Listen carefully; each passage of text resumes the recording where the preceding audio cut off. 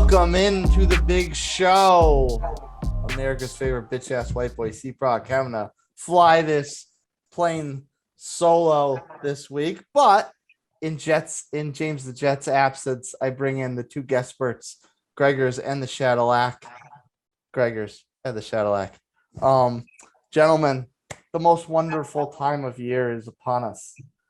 Bracket busters, chalk talk, left and right, everywhere. Just such a happy, momentous occasion is at our doorsteps.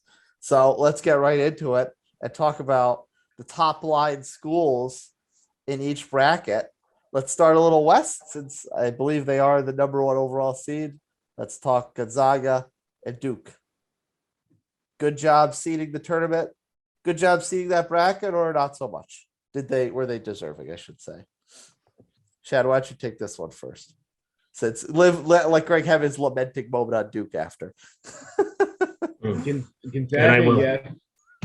Duke, no. I don't know. I think Duke just kind of floundered down the stretch. They definitely should have won the ACC championship. I think they had the easiest road in that tournament, and they just didn't bring it home. And plus, the way they got blown out in the last game at Cameron Indoor Stadium, Coach K. I just think Duke is kind of overrated this year. I feel like their best player, Banchero, I think that's how you say his name is. I don't think he's lived up to the hype as being like a top, 5 NBA prospect. I expected him to be kind of like the player of the year. To me, he just hasn't taken over. Maybe it's his time to shine. Maybe, they're going to be like the next Carmelo Anthony and just somehow in the tournament and turns it on. But Duke kind of disappointed me. They should have lost probably in that quarterfinals to Syracuse. If they would have had Buddy Boeheim, I feel like they would have lost in that game. Duke just doesn't seem to have I don't know if they don't have Coach K doesn't have the energy anymore, and they're just, not Duke of old where they're just dominant, but they just seem to be like, and the rest of the pack almost, like the pack of good teams are not the elite anymore. If I can chime in with just overall the bracket, I disagreed. I heard some of the ESPN guys. I thought that bracket is loaded right off the top. Like, okay, Gonzaga, to start with them, they're the obviously in the deserved 1 seed.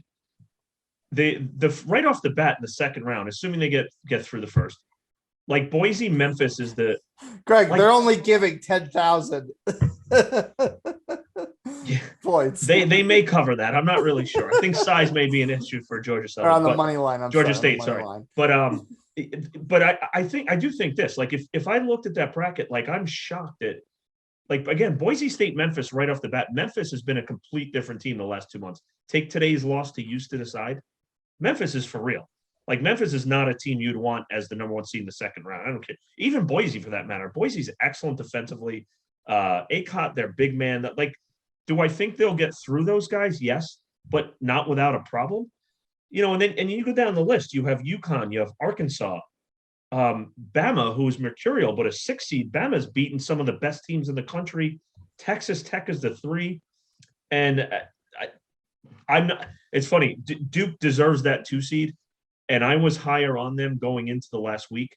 I really wonder if, and I actually mean this, I really wonder if the pressure of the Coach K stuff has honestly gotten to them, because I can write off the Carolina loss.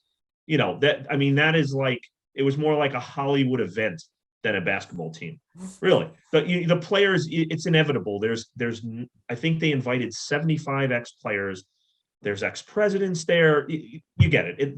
I can see these young kids, they get distracted. I can write that one off. They played like garbage in the ACC tournament. To Shad's point, if Buddy Boeheim plays that game, they're probably going to lose right to Syracuse right off the bat. I mean, they had to struggle immensely against a depleted team who plays no defense. Against Miami the next night, that wasn't a great effort either. Yeah, and Virginia Tech, just went at them. Like, they got easy buckets left and right off that team. So I do wonder the inexperience.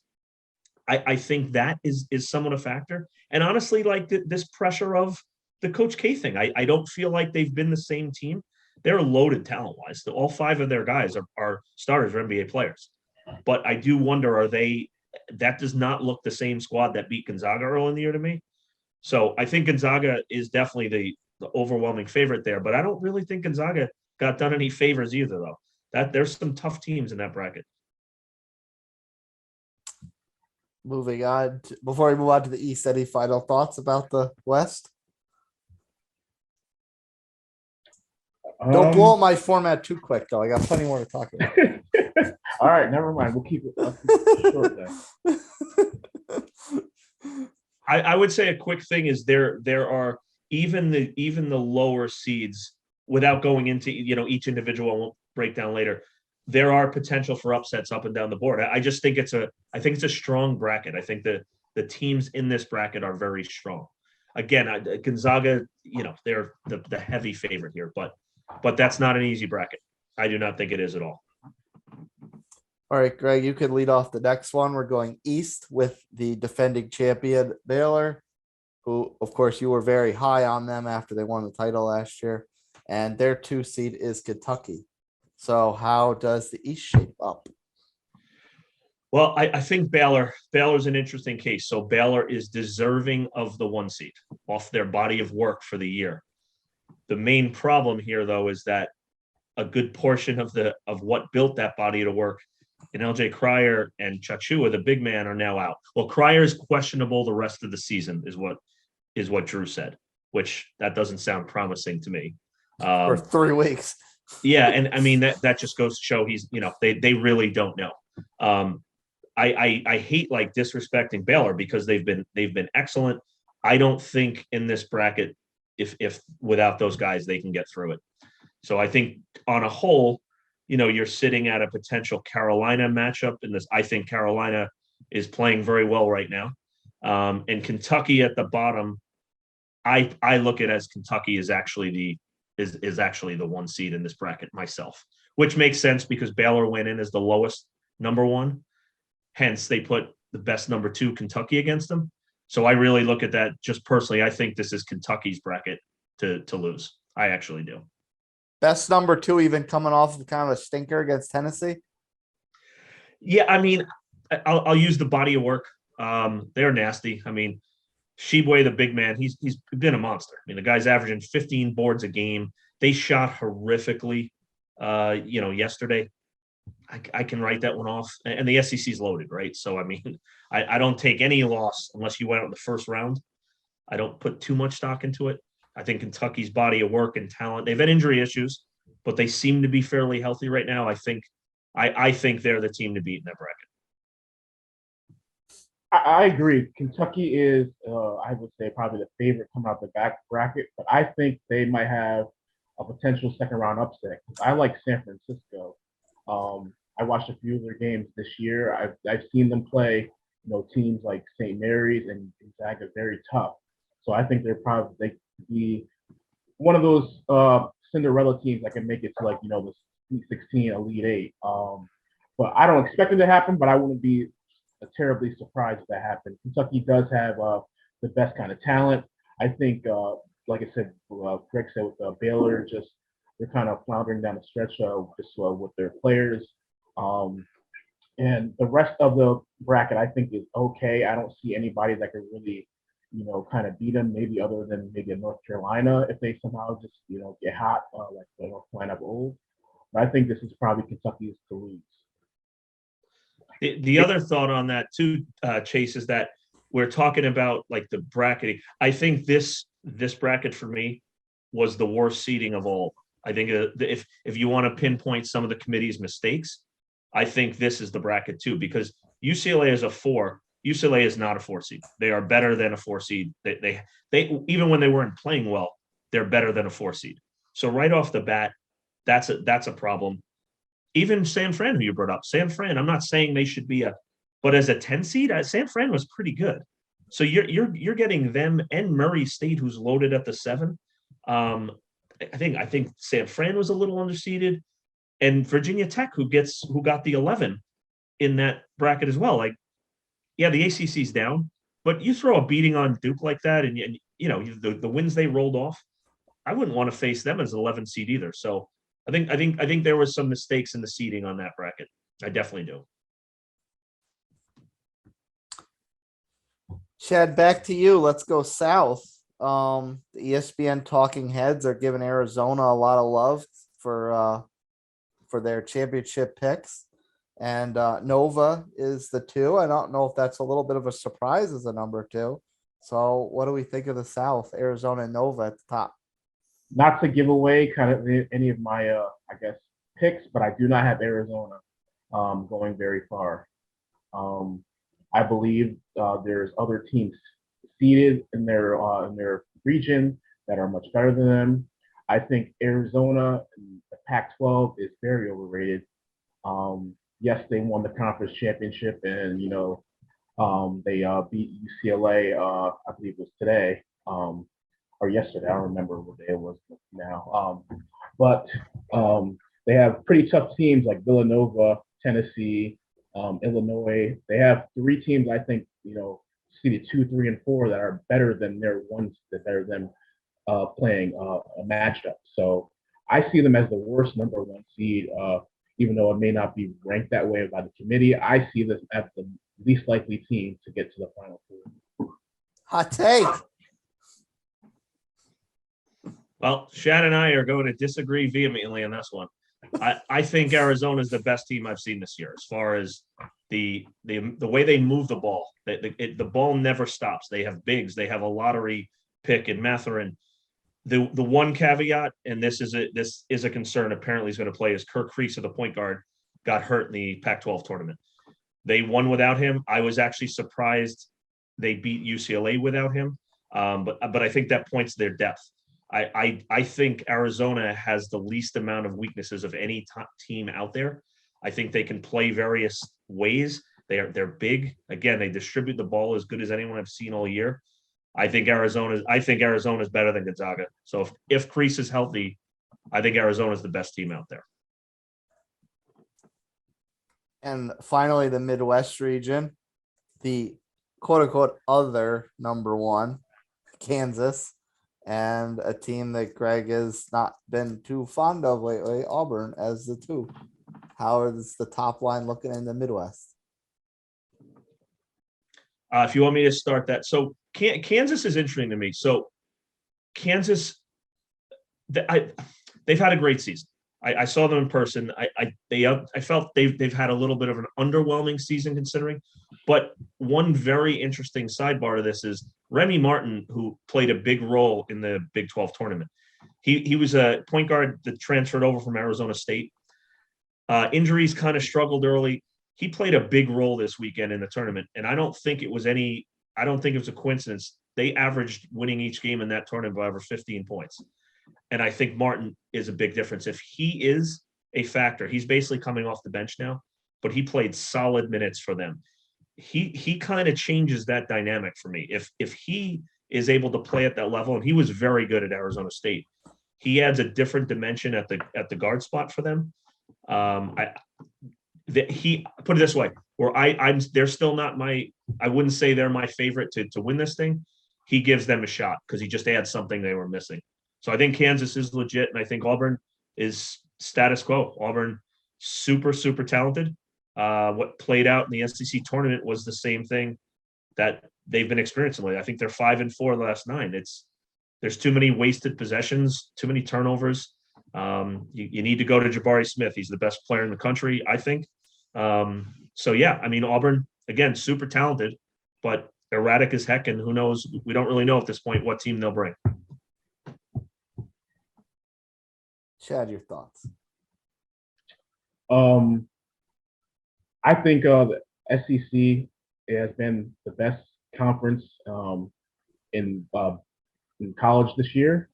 So without giving away for my prediction, I don't think Kansas makes out of this bracket either. I think it's one of the SEC teams. I'm not gonna say too much, but Kansas always seems to be one of those teams that disappoints in the tournament. They always have, I don't know, they just have a bad pedigree, or I don't know, karma or what it is, but they always seem to be rated very high, like a 1-2 seed, and then they just always seem to never make it out the first weekend. So I do like Kansas, but I just don't trust them. That's the team I absolutely just do not trust. They always seem to have the talent. They definitely have the coaching, but they just have bad luck in the tournament. So I'm not going to pick them. I wouldn't put any type of money on them besides maybe the first round.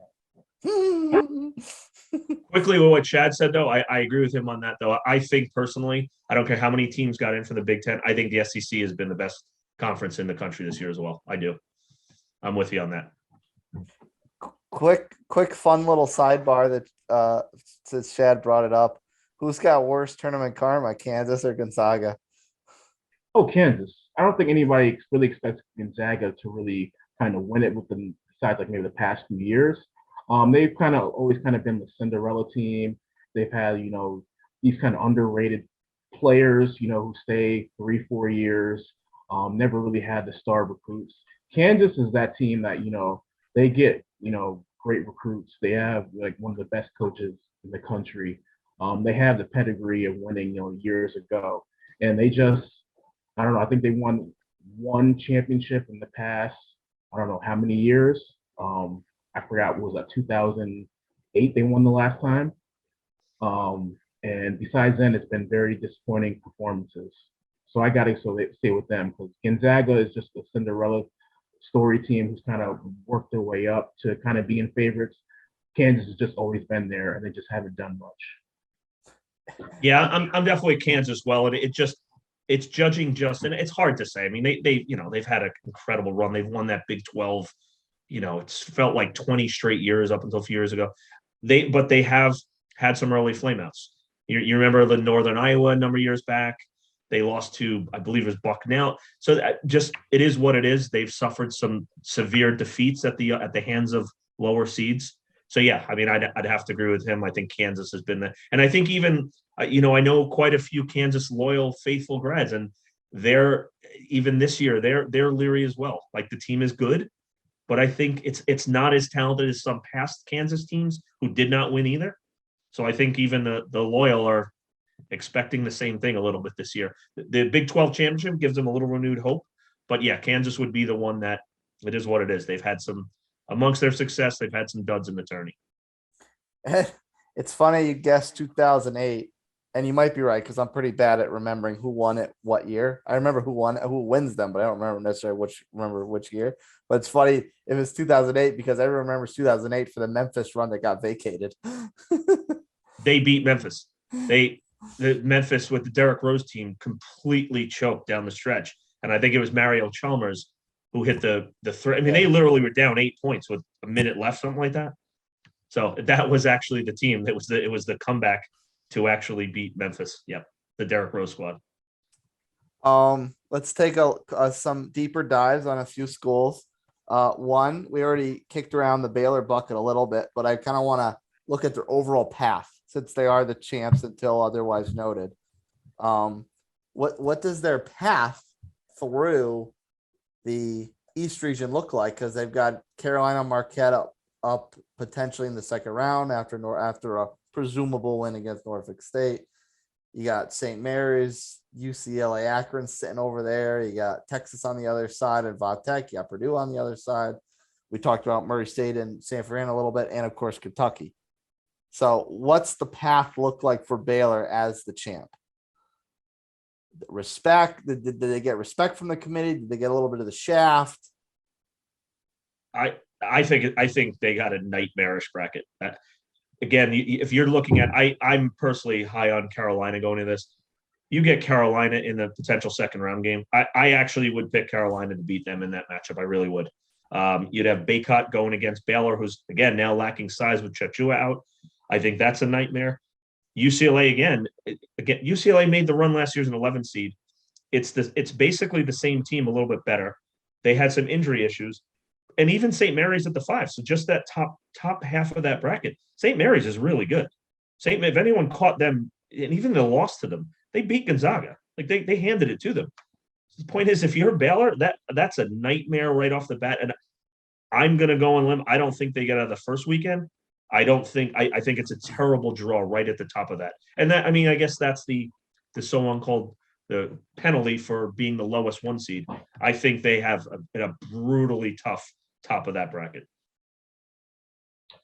I think I'm with Greg also. I definitely don't think they make it out of their region. It depends on their second round matchup. I think they could beat Marquette. I'm not sure if they could beat North Carolina, so it kind of depends on that. But I really don't see them beating a Kentucky if possible, UCLA if they get there. I just think they have too many teams that are, kind of almost elite level to get past, especially with their injuries. If I had to bet money, I say that they lose definitely in the Sweet 16. Quickly, one thing too, Chase, and just looking back, we haven't even mentioned Purdue yet. Purdue is a 3 seed. Purdue, offensively, you can make, you can make an argument offensively. They might be they have their numbers offensively are as good as anyone in the country. D's been a question, but you have a lottery pick in Ivy. They have a 7'4" center who's an absolute monster. They have Trayvon Williams who comes off the bench who's like their second center. So that's very tough bracket, in my opinion. Extremely tough. Ivy had almost a scary moment in the Big Ten championship. He like slid, and fortunately his ankle didn't go in a funny way, and he just kept on a nice supine kind of slide. But when I first saw him go down, I'm like, oh no. Yeah, I saw that. That was tough. Shad, why don't you start off this next topic, and then Greg can tell us why we're wrong. In the Midwest, the 3 seed is Wisconsin, and I don't know if I'm just being down on Wisconsin or if I haven't seen them enough or I'm just being ignorant, but 3 seed's pretty high. Is this? I think they say like a sore thumb. Is this just them not getting any media love and flying under the radar all year, or is that actually deserve, or is that kind of lofty and weird or deserving? I think 3 seed is okay. I mean, I think they probably maybe a 4 seed. But they were second in the Big Ten in the regular season, and Big Ten is kind of down this year, but it's still a Power 5 conference. I would probably go more number 4. I just want to hear kind of Greg's explanation because it sounds like he has a good one. I haven't watched too much of them, but I think a team that's second in the Big Ten conference shouldn't be anything, lower than a 3, definitely a 4. Well, you know what? I think, okay, this is a little like Baylor in a different way. Their body of work warrants a 3 seed. I don't think they're as good as a 3 seed. So like, they've overachieved, and that's a good thing. That's a credit. Johnny Davis, their lead guard, has been amazing. He's a top 3 player of the year candidate. I mean, again, you have a star in him. You can do things with that. I don't think this is a great team. So again, I'm not trying to cut on them, but it's just a team who outplayed their expectations, and I think they're, quite frankly, their talent level. So the seed I'm okay with. If we did it off the eye test, they're like a 4 or a 5 to me. But with that being said, they earned, they had a share of the regular season Big Ten. I understand them as a 3 seed.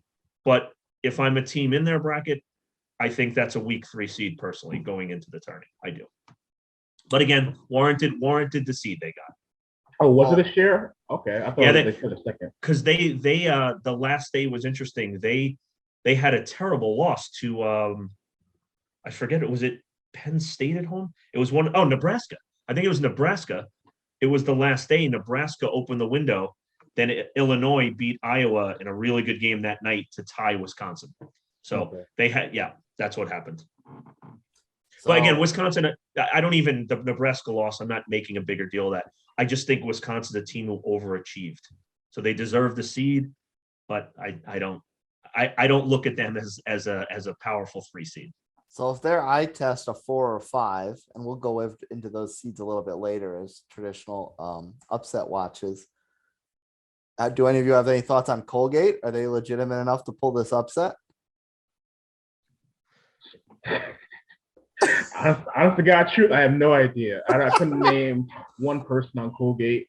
But sure, I don't know. I can't tell you. There is a reason in this case. I actually do think there is, and here's why. They shoot the hell out of the 3 ball. They're mostly all upperclassmen. These guys have played in the tourney. A team who can shoot the three. Wisconsin's not a prolific offensive team. They're not. They can get bogged down offensively at times. Colgate, at least in stylistically, is the type of team who could pull an upset like that, because that's the same team that last year, I believe, I'm pretty sure it was Colgate versus Arkansas that built like a 15-point lead in the first half. Arkansas was obviously really good and made the comeback, but a team they have the capability to shoot that well, and multiple guys who do it. So yeah, I mean, you have to put that on the radar. If they're shooting well, that they can put points up. I'm glad you brought that up because I'm pretty sure on the show last year you were super high on Colgate as pulling an upside on Arkansas, and of course it didn't happen. And you it had looked to wear great in the the egg first on your half. face. They literally no, but I don't fall like I'll take it. They had a 15-point lead. Like it took Arkansas everything they had to. So I mean, again, they can put up points. So I do give them a shot. Yes. Let's stay in the Midwest, and do a little deeper dive on Auburn. They struggled in the second half, but they got out of the gates like a rocket. They've ton of top line talent, despite the fact that they're a little inconsistent with playing time or what have you. But did they get kind of a gift with this? And I mean, we just went over Wisconsin kind of being a little overrated. They got LSU and Iowa State got to go through each other. So whoever comes out of that might be a little tired. Miami had a nice little run, but they're a 10 seed. They can't, they wouldn't play Kansas until the Elite Eight, maybe. Iowa and Providence got to play each other. We'll go into that a little bit more in a bit. But like, did Auburn kind of get a gift with their path? I think they absolutely did. I look at the lower half of that bracket, and there's just no one I love on that bottom half.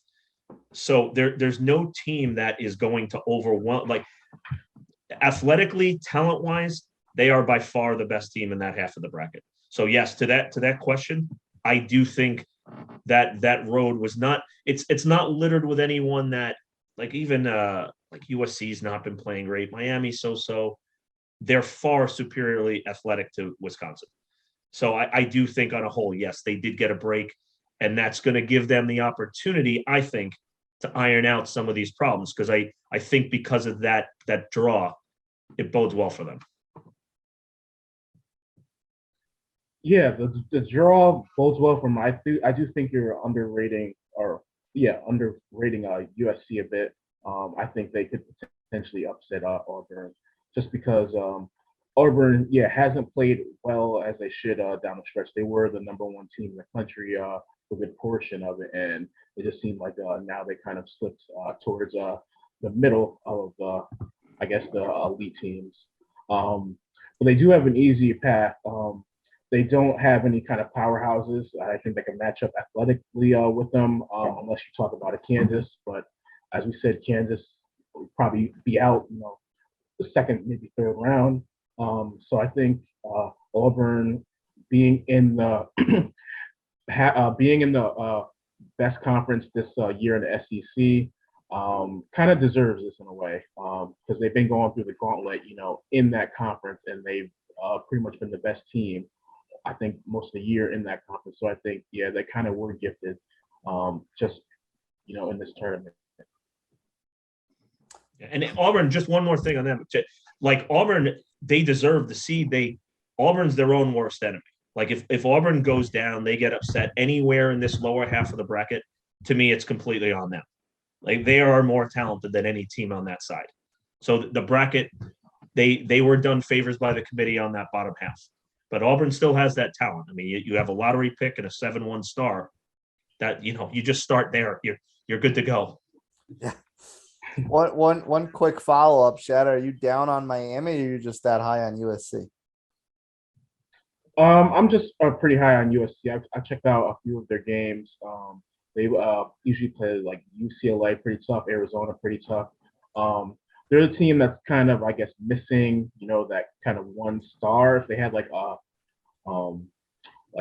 Naismith type of candidate player of the year, I think they probably could make it to a Final Four. But they just don't have the talent based on it. But they do play pretty tough. Greg, your thoughts? You know what?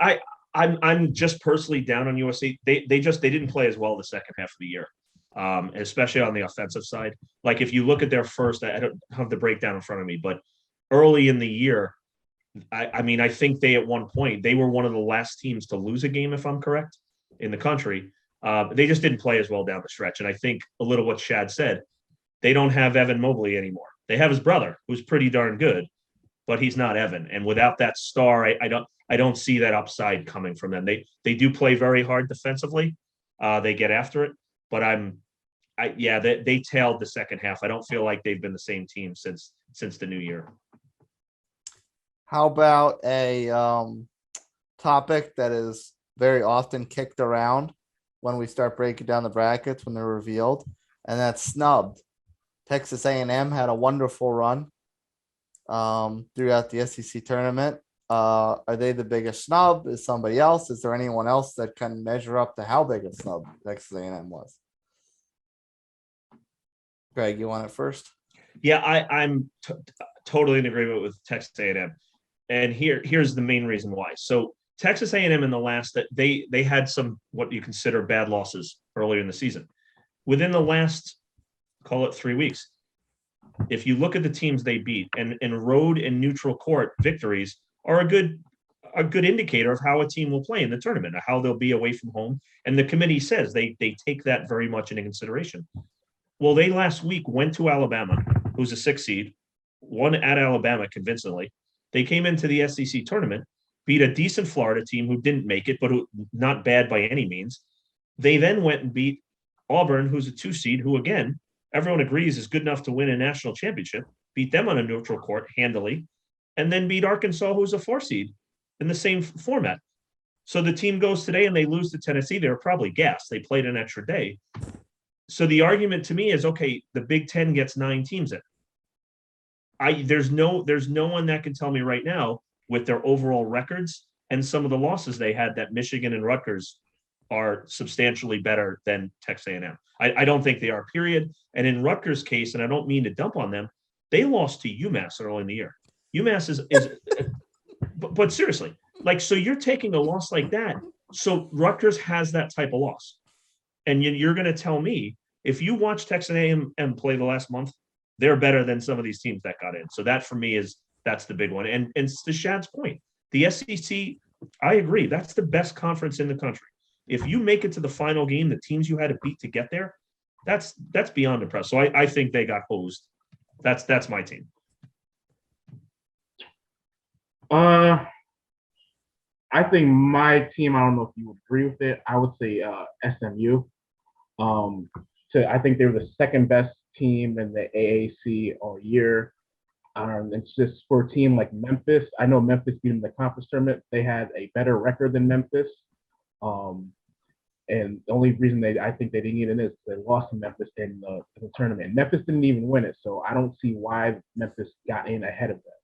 So that's kind of my biggest snub. How do you have a better record than the team all year? And they just beat you in the conference tournament, yet they get in before you, and they didn't even win the conference tournament. And it wasn't even like it was first round; it was semifinals. So I think SMU has the biggest argument. Greg, agree on SMU? I think SMU, for me, SMU was close. I don't, if put it this way, if they were in or they were not, I don't find would have been an overly egregious decision either way. And I believe SMU, when they revealed it, was the 4 replacement teams that are basically the next 4 if a team has to bail for COVID reasons. I believe the committee listed them as the second team that would be, which again, I think that was an okay, if they were in or if they were out, I could get it either way. Not an overwhelming profile, a decent one. You know, that's where when a team like Richmond beat David's today, that all the bubble teams like SMU, that hurt them. So I could have gone either way on them. Chad, you can lead this next topic off because as soon as I bring it up, Greg's gonna choke on his supper. There's a potential. This is, of course, Coach K's swan song season, and there's a potential second round matchup with Tom Izzo and Sparty. What do we think about that? Is this just kind of destined to happen? So you're saying is it going to be fixed to happen or what? I won't say it, but you know where I stand on that. I think that'll probably be the story of the tournament. Definitely the first weekend if these two play. It could, like I said, it could potentially be Coach K's last game as a coach at Duke, and I think it kind of be great to go out to a fellow Hall of Fame type of coach and Tom Izzo, who doesn't have the resume. Coach K is probably the best college coach of all time, but Tom Izzo is probably one of the top 5 coaches in the past 25 years of college basketball. So if Coach K loses to any team, I think that's in the tournament. I think that's probably the best one he could go out against, other than North Carolina if that happened. But probably won't. Greg, the bully pulpit is yours. Have at it. Well, it's this one isn't even. I mean, I won't even get into Duke too much. I don't think Michigan State's very good at all. I've said that all year. They turn the ball over at a ridiculous rate. I don't know if either of you caught the Maryland game. They hung on. I believe it was Thursday night against Maryland. I have never seen anything like it. They had a 20-point lead that got down to 2 in about 2 minutes. They legit turned the ball over like 6 straight times. It was watching basically a peewee game. I mean, they were so fortunate to hang on to that game. I don't think they get through Davidson. I think Davidson is a very, very good team. And quite frankly, I don't think Duke do I think Duke is more talented than Davidson? Obviously. I don't necessarily think it's a lock they go beat out Davidson. So just for me, I'm not buying this Hollywood ending because I'm really down on Michigan State. It's more so against them. I'm not a fan of them. So I don't see this Hollywood TV matchup occurring. And I really hope it doesn't, quite frankly. Oh, why not? What's your beef? Because I don't, like I said, I don't. It's really, I'm not. It's the team. Like they are ugly to watch. And trust me, if again the Maryland game, just go watch what they did the last 3 minutes.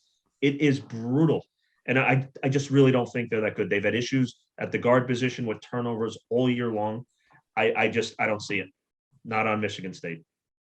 Well, I'll clap it up for you keeping it objective on that one because I know Coach K's swan song makes you want to hurl.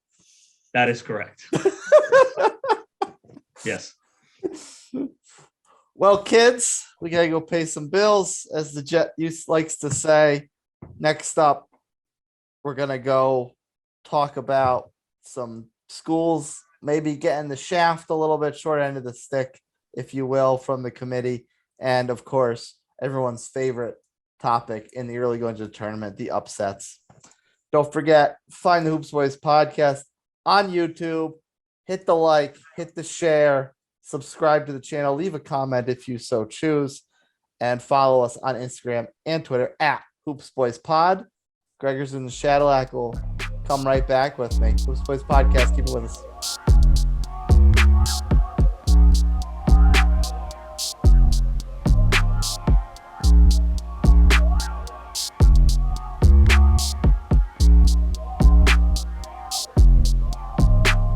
We are back. We are back. We are back. Welcome back into the Hoops Boys podcast. America's favorite bitch-ass white boy, CProc, flying solo with the guest experts, Greggers and the Shaddillac. So, boys, I want to start off talking schools that got a little bit of the short end of the stick by the committee. And the first one I want to go into are Boise State and Memphis. They get shelled into the 8-9 matchup, which is going to be against each other. So that's going to be brutal already. And then whoever is fortunate enough to come out of that has to play top seed Gonzaga. So, Shad, you led off the previous segment. So, Greg, why don't you take this one first? Well, if you're talking on Boise and Memphis, I would agree. I think I don't want to say egregiously so, but I think they're both they both could have been higher. Boise has been a legit squad all year across all the metrics as well, which, the committee goes into. The Mountain West got 4 teams in. So obviously this was not, they were thought of highly as a conference this year. For myself, I would have pegged Boise State as a 6 or a 7. Memphis, to me, on the same thing, which you don't think it's a big difference is, I would have put them a 7 or an 8. And, Memphis early in the year was a top 10 team. I'm not saying they played like it, but that ranking was based off the talent level they possess, which they do.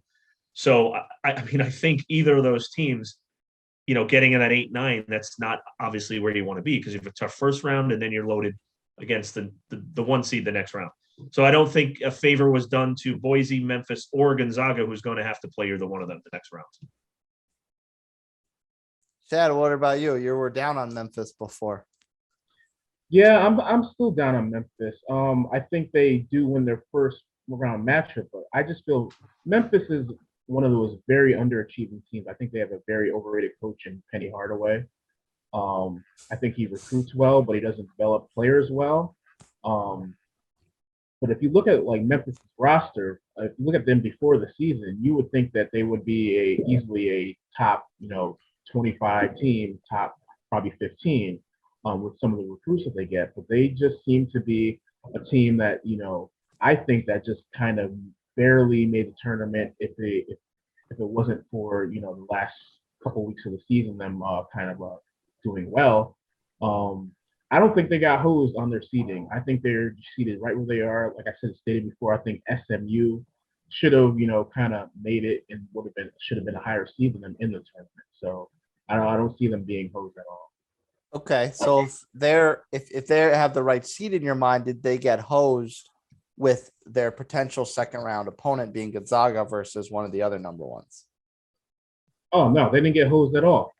I think facing Gonzaga, they have to prove themselves. I don't think they've proven themselves. They had the talent to go against Gonzaga. Let's see how great of a coach Penny Hardaway is. You have the talent, you have the players. You probably, besides maybe Chet Holmgren, you probably match up as well as against Gonzaga than anybody. So let's see what you can do. Yeah, he's right. Athletically, that's the funny thing. You touched on that. You're kind of right. Like Durant in the middle, he's a beast. That physical talent level that's high. So I mean, if you're Gonzaga, it's not really who you want to see there if they got through. It's not. The next school is one that Greg really likes a lot, so Shad could start this one off, and that is Texas Tech. They have a potential second round matchup against Alabama, and then a potential Sweet 16 matchup against Duke. Did Texas Tech get a little bit of the harsh end of someone's elbow? I don't think they got the harsh end of somebody's elbow because they play Montana State first round. Don't know too much about them, but obviously they're a very, probably not very good tournament team. Well, they're a 3 seed. Of course, they're going to get a cupcake. Right. So they got a cupcake, and then after that, they get a struggling, probably Alabama team or a last four in the Rutgers and Notre Dame. So if they don't get out the first weekend, it's on them. So I don't think the seeding or they're getting hosed on the short end or the elbow, whatever you want to call it. They actually probably got the cupcake schedule because you're going to play a struggling Alabama team, Rutgers Notre Dame team who's going to play one extra game on that week, and you're playing a Montana State who nobody probably outside of Montana State can name anybody on that team. We'll go to Montana one of these years. It's actually got some fun things to do. So for me on Texas Tech, here's where the 3 seed. I thought they were a 2, maybe a 3. The 3 seed works for me. The issue I have is as a 3 seed, I think this is brutal. Like we agree, Alabama's been mercurial all year, but I believe Alabama beat Gonzaga. The point is, like, if Alabama, you get them, that's not a great second round matchup at all. You then have Duke possibly in the Sweet 16 game and then in Gonzaga's bracket. So I guess my issue with them is the 3 seed is okay, but that half of that bracket is it's loaded. And that's that's where for me, like I look at just quickly, Duke is still Duke. I mean, the point is this: they haven't played well the last week. They have 5 probably first rounders. I don't think Texas Tech, for as good a season that they had a great year in the Big 12. I don't think they got done any favors. I think that bottom half of that bracket has just way too many talented teams. I don't think that served them well. So you guys are a little bit at odd ends with Alabama. I wasn't expecting that. Well, Shad, what do you like? He's not wrong by any means on that, but the problem is Alabama on their good day, they jack 1 billion 3-pointers a game, and that's part of the issue. But they are as athletic as anyone. So the point is, like, there are softer 6 seeds out there. Yeah, they could lose the first game, Alabama, but if they did get to that matchup, that's not no one looks at Alabama as like, oh, this is a cakewalk today. Absolutely not. That's my point. Like that's some talent over there. That's my point. No, I agree. They definitely have talent. Like I said, they were in the toughest conference, and like you said, they beat Gonzaga early in the year. But like I said, down the stretch, they haven't been what they were earlier in the season. Plus, look who they're playing. They're playing one of the last 4 in. So Texas Tech would either get a team, like I said, has been struggling, or they're getting a team that's going to play an extra game. So, like I said, after that, yes, I could see your argument of them, kind of getting the short end of the stick. But before that, no, if they don't make it out to the Sweet 16, I think it's completely on them. Next one is Greg's to lead off. And maybe I was just living under a little bit of a rock, but Carolina caught me a little off guard as having a really good season.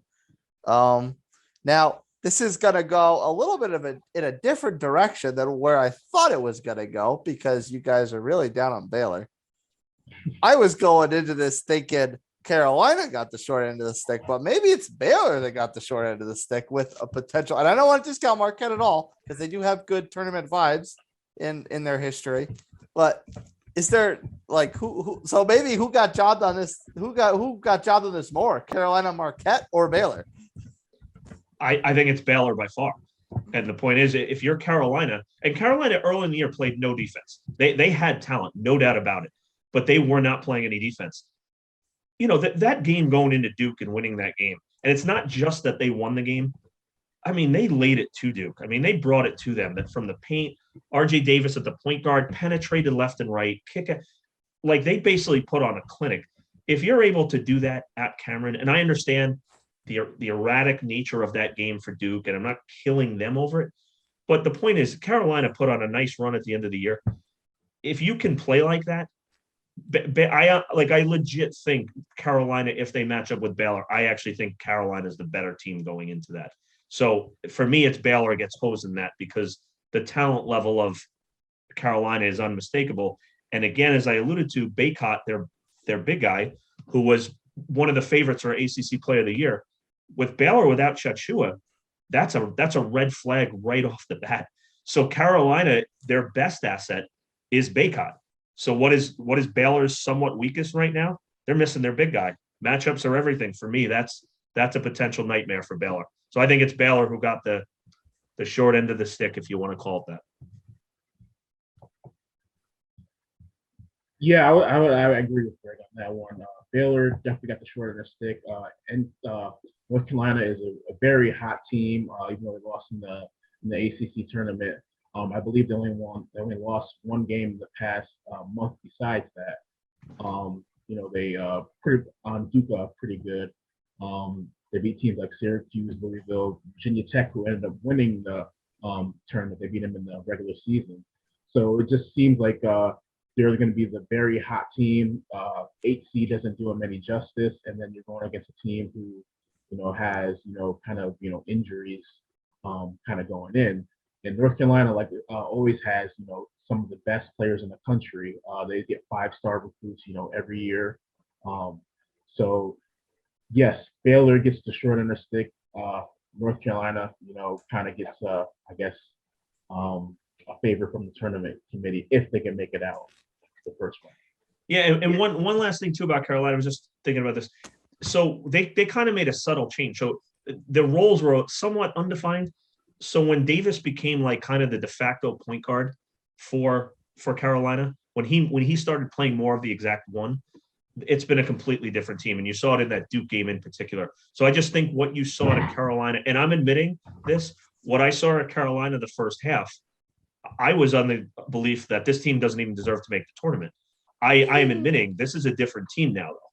Like, they call it the eyeball test again. You watch Carolina play, Even Virginia, who's not a bad team. Virginia beat Duke once. They put a beating on them again Carolina is talented. That's the point. That is not some generic 8 seed. That's a very, very talented 8 seed. So since we're high on Carolina, let me ask what kind of favor or lack thereof did the committee do them by giving them Marquette? Is that a hard matchup for them, or is that kind of a cakewalk? Relatively speaking, of course. For me, I think it's a pretty good matchup because Marquette is not great defensively. So if a team was able to, like we just talked about Texas Tech, I'm just using an example of a team who, mucks up the passing lanes, who makes life difficult. I think that could cause Carolina problems. A team like that, Marquette, they flourish on the offensive end, but I don't see them offering too much resistance to Carolina. I don't mean to discount them entirely, but I don't think it's a bad matchup for Carolina personally. Yeah, I think North Carolina should win the season. I think Marquette has been kind of a up and down team every this year. Seems like they always win one, lose one, win two, lose one. They never really got kind of hot. I feel like all season. They were a very middle of the road Big East team, in my opinion. I believe they were close to 500 in the conference. So to me, I just don't think they shown me that they could beat really too many good teams, especially when they do a back-to-back in the NCAA tournament. So I just don't believe too much in Marquette. Spoke a little bit about the ACC tournament, ACC school in Carolina. So we're going to stick it with the ACC. And Vatech had a nice little wonderful run throughout the tournament. And their reward for that is to get hit with Texas, a very lofty school this year in the first round, a potential second round matchup against Purdue. And after that, if they could get that far, they got maybe Kentucky sitting on the other side. So Vatech, after this wonderful run they put together, did they kind of get a little bit of the shaft? Shad, you have first crack. No, I don't believe so, because in my humble opinion, I don't think if they didn't win the ACC tournament, I don't think they would have been in the tournament. If they were, it would have been a surprise to me. I think that they had to kind of do this. Yes, you won the tournament, but it's one of those teams that if you didn't win the tournament, you most likely probably wouldn't have gotten in. So I don't see any kind of argument that they do have with their seeding, their bracket, or anything like that. They're an 11 seed. They're an 11 seed for a reason. If they didn't win that tournament, they probably wouldn't have gotten in. Definitely if they didn't make the ACC final. I completely agree with Chad on that one. I do think when you look at them play right now, you can look at their level of play and say they may be better than a usual 11 seed, but that is the seed they deserve. They didn't have a great regular season. They turned it on late. And to his point, I don't even know if they get in, even if they lost in the final per se. So good team, not if you're Texas, not an ideal 11 seed you want to see, but the seeding was, I'll give the committee credit on that one. That is accurate. Yeah, they had to win to get in the tournament, and you can't put them higher than that based on. Really interesting about them, 4 of their 5 starters, I believe, they're either mid-majors, they started at mid-majors, or their main recruiting school were mid-majors or like lower Division I. So the point is, like, you gotta give credit to this team. Like, they started out scrappy. They weren't the high recruits from anywhere, and now 4 of the 5 of them are starting for Virginia Tech. So they made a nice run, but 11 seed is deserving. They're normal people like us. Yeah, and they fought their way. It's kind of a nice story, actually. And when you have a guard named Storm Murphy, you got to root for Storm.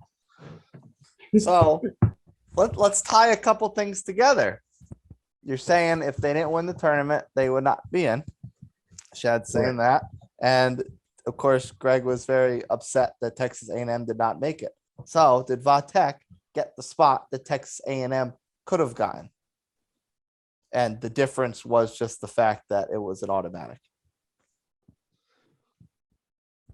Well, we have to go off what the committee said, right? So we look at the play-in games. It was obviously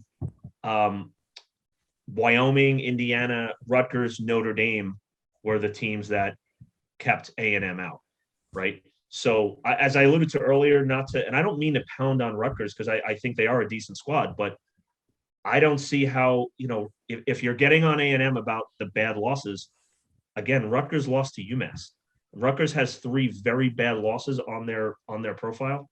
So for me, it's like, well, you can't tell me you think Rutgers, they both have those same bad losses, and A&M just made that run in the SEC, which again, Chad, I think you agree with me. The SEC, it's a better conference. I don't care how many teams made the tournament out of the Big 12. To me, A&M got hurt, and Rutgers was put in over them. And again, I feel bad. I'm not trying to dump on Rutgers, but if I had to choose one of the two of them, it is A&M over them. No, you just hate Rutgers. No, I root for them. I root for them at the rack. They're a Northeast team. No, I will probably root for them in the tournament. I'm just talking, who do I think A&M is the better team. That's all. Chad, any thoughts? I didn't think about that before, but yes, I could see, Virginia Tech definitely took Texas A&M spot. Like I said, I don't think they would have, made the tournament if they didn't win the automatic bid. And Texas A&M and SEC is just a much better conference. I think I don't want to say they got hosed, but they definitely took their spot in the NCAA tournament. I mean, again, 3 wins against top 6 seeds in the last week and a half on road or neutral court, which they pound home as a huge factor. Well, I find that tough to beat. All right, Greg, I think this one's on you. We'll go back to another 8-9 matchup, Seton Hall and TCU. I know you guys are split on Arizona, but did Seton Hall and TCU get a little bit of the shaft with having to face Zona second round based on the seasons they had? I mean, I'll go ahead, Chad. No, I don't think either one of them got the shaft. I think TCU, to me, is one of those teams that's lucky to kind of be in the tournament also, even though regardless of the seed. To have a conference record that's below 500, I think you're always just kind of lucky to get in, regardless of the conference. So I think they are right where they are. Seton Hall, they are, to me, a middle of the pack team. Wasn't at the top of their conference. They're kind of lucky to be in. So I think with those 8-9 seeds, especially these two, they are where they are. They shouldn't be any higher. Perhaps they should be lower. So I think what they get is a gift. So I'm not complaining about where they're playing. Arizona, like most people are, kind of saying they might have a great chance of winning a national championship. So I think Arizona kind of has some easy matchups against either Seton Hall or TCU in the second round if everything goes as planned. So I don't think any team can kind of complain. Yes, you're probably facing the first or second best team in the tournament in the second round, but you guys didn't have great regular season, especially TCU, who was below 500 in their own conference. Yeah, I'm right on board with Chad on this. I think Seton Hall and TCU, both scrappy teams, that's about where they should be, 8-9 teams. Aesthetically speaking, I don't think that game will be the most pleasing in the NCAA tournament. It's basically going to be a rock fight. But to their credit, that's what they are. They both play hard. They both, get after it defensively. And I think on the other hand, Arizona, I think if they're considered the second number 1 seed, I think that's a very manageable second round game for them as well. Either of those teams, I don't see either of them posing that much of a threat to Arizona. So I think the seeding was done appropriately there. And to quote one great Rasheed Wallace, both teams played hard. Both teams played hard. Both teams played hard. but they lack the firepower that probably is necessary to go toe to toe with Arizona in the second round. So I think it was the committee did right by all those teams. Okay, my next two schools, and they're both in those popular upset prone seedings, but we'll get to that in a minute. Let's just play nice and assume that they survive upset watch. Iowa and Providence, assuming they get past the first rounds, have to hit each other in the second round. Is that a lot? Is that kind of like getting no favors done for them, having to potentially play each other that early?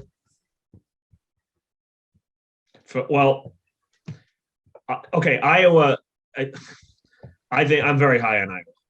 I think for Iowa, like where they're the 5 seed in that bracket, I think they're actually a much better team than Providence. So if I'm Iowa, I'm thrilled with that. Again, and I feel bad because I love the way Providence plays, but they're the classic example of a team that, outplayed its talent, and credit to them and Cooley. And I think Iowa, if you're them, that's as good a matchup as you could have as a 5 seed. I think their firepower I don't think Providence can match that. So I think if you're them on that side, and then on the flip side, Providence, that is not who you want as the 5 seed at no piece of them. So Iowa good, Providence no bueno. Mm-hmm. I'm kind of with Greg on this one. Iowa, they are. I'm gonna say they got the shaft, but being a 5 seed to where they kind of ended the season, I think they've only lost like something like 2 of their last like 15 games or so. So that almost seems like a team that should be like rated like a number 2 or 3 seed. I know they didn't start off good at the beginning of the season, but they definitely just seem head and shoulders above where Providence is if they do play in the second round. I think it sucks for them that they have to play a Richmond.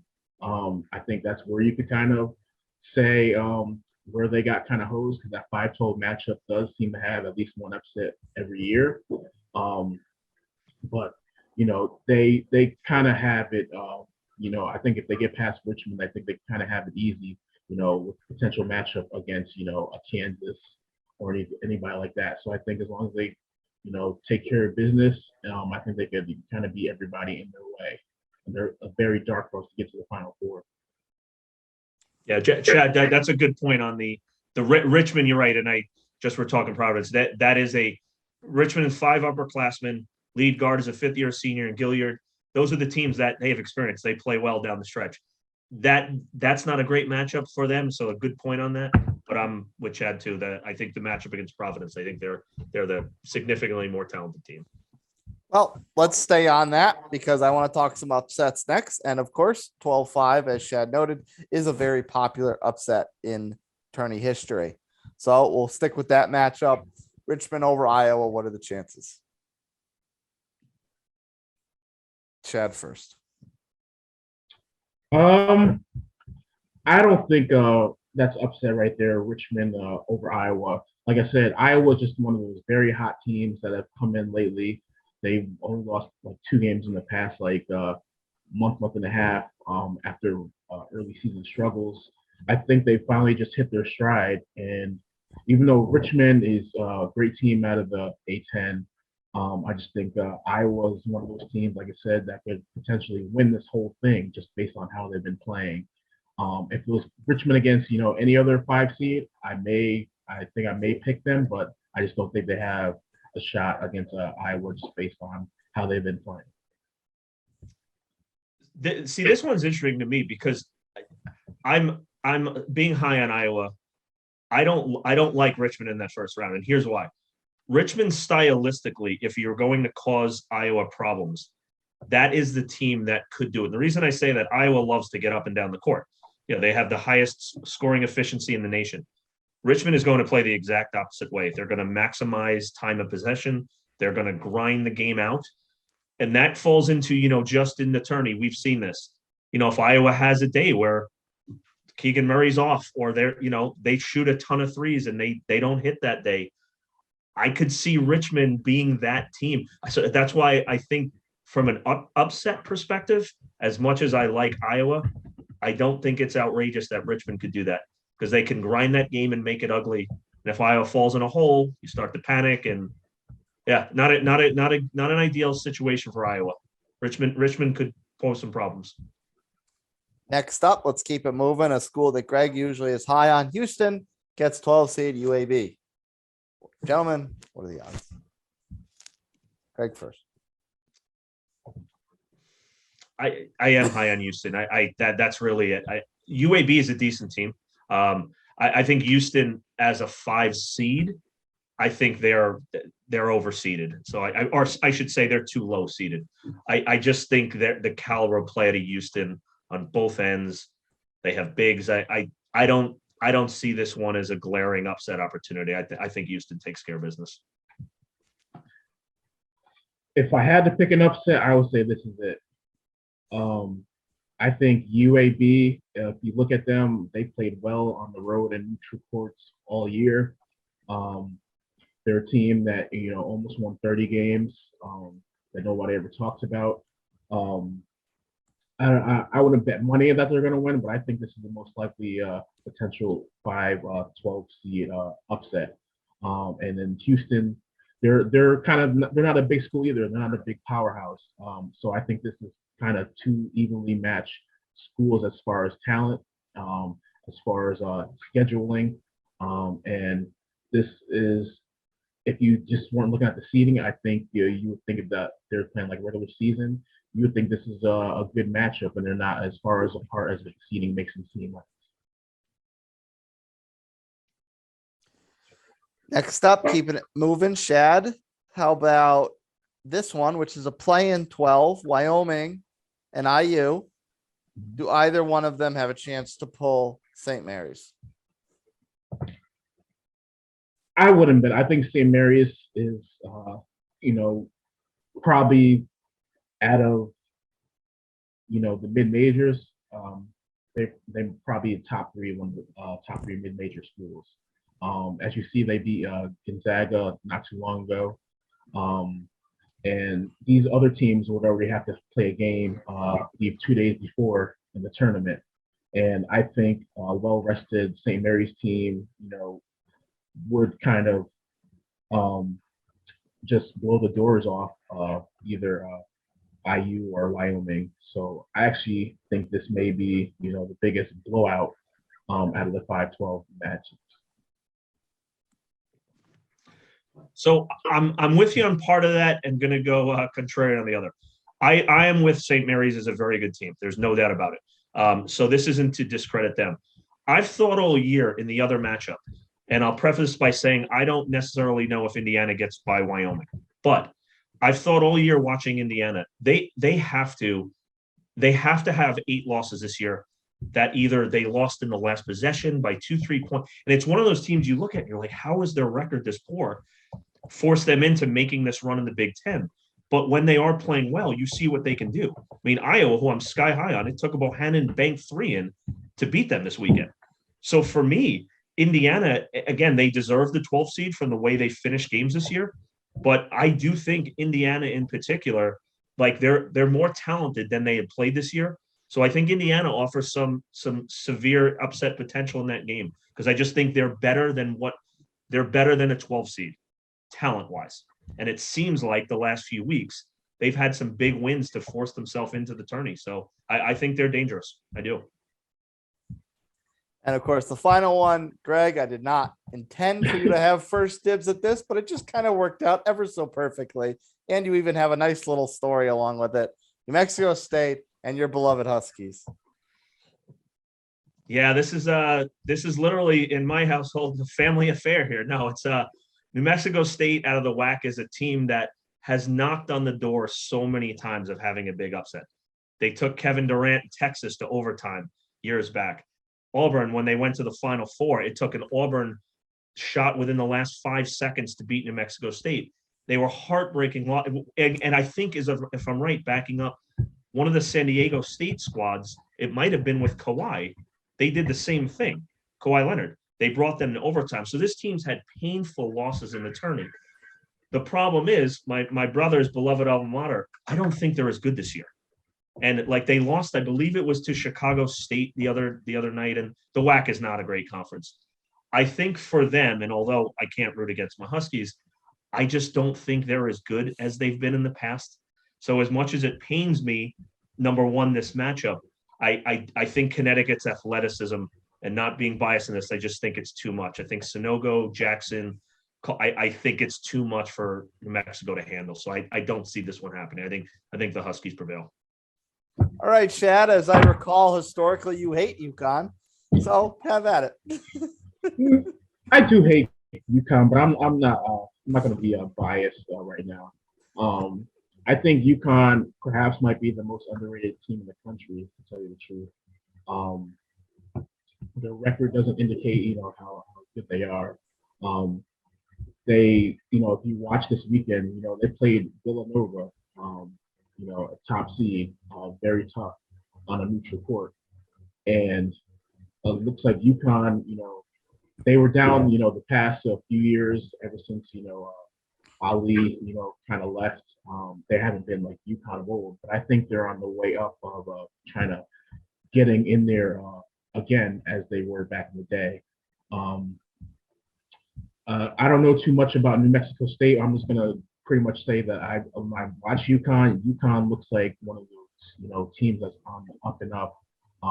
This is gonna be like the start of UConn getting back to where they were, during the Calhoun years. Just watching them this past weekend, beat Seton Hall and then giving Villanova a pretty tough game. I think UConn is kind of back and they could possibly make a an Elite Eight run. Well, with that being said, Chad, I don't think we've ever been on better terms than right now. You're singing sweet music. But no, to his point quickly, though, you're right. That loss to Villanova, amazing game. And Villanova deserved to win, don't get me wrong. But UConn missed a lot of easy shots. The point is that game easily could have gone either way. And I'm fully confident in Connecticut's, their energy level. They're going to bring it. And I think that is going to be too much for New Mexico State in that matchup. I'll clap it up for Shed too, just as I clapped it up for Greg before, not taking my bait to jump on Coach K. Shed doesn't take the bait to dump on UConn. So bravo, boys. Bravo. all objectivity here. I'll jump on UConn football. Oh gosh, please do not. Let's keep this family friendly. You don't want me to. I'll go on a 2-hour digressive tirade on this. So let's please save my sanity, please. Next topic, please, Chase. Next topic, the 13-4. Shad, start us off with the first one. The Vermont Catamounts drawing Arkansas. Any chance? Vermont, I actually think they do have a chance. Vermont is always one of those teams that seem to get it every year, but they seem to fall short. I'm not sure if they don't have the talent or the coaching. That's why they never, kind of go very far most of the time. But I think, this is Vermont's year. I've seen them play a little bit in the American East tournament. I think they shoot pretty well. They're not highly athletic, but if they get hot, they might be the best shooting team that you never heard about. So I think this might be the best potential upset for a 4-13 matchup. Yeah, I think Chad's got something there. So I mean, if you just look at Vermont, and it's always hard to gauge, because a lot of these schools don't play too many major conference teams. So how do you really get a gauge? When I see a team though win their conference, and I have the numbers in front of me, they won the American East by an average of 36.7 points per game. Well, what does that tell you? Even if they're in a lower conference, they're putting a whooping to their opponents.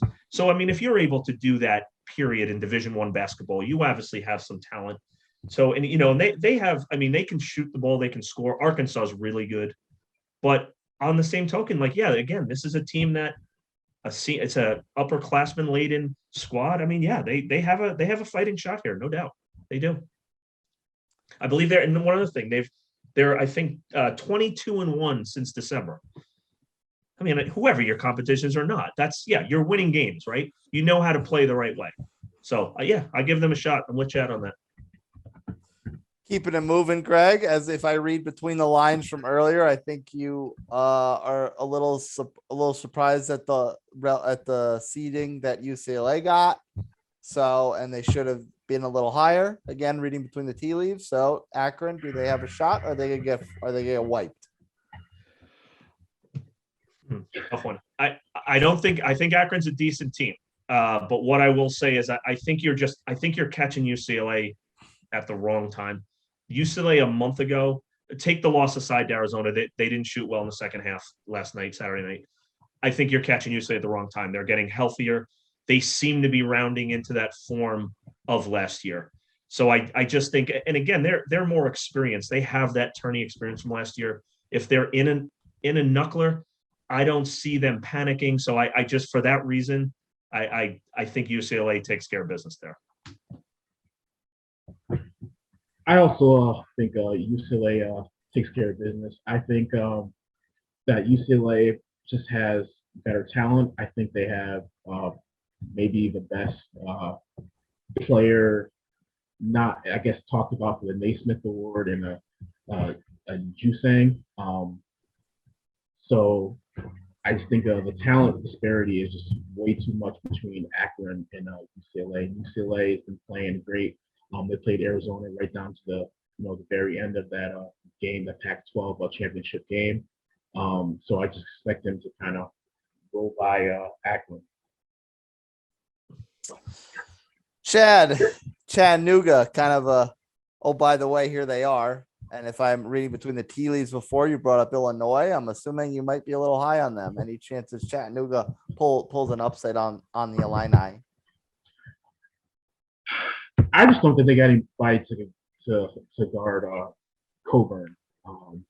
That man, he is a man among boys.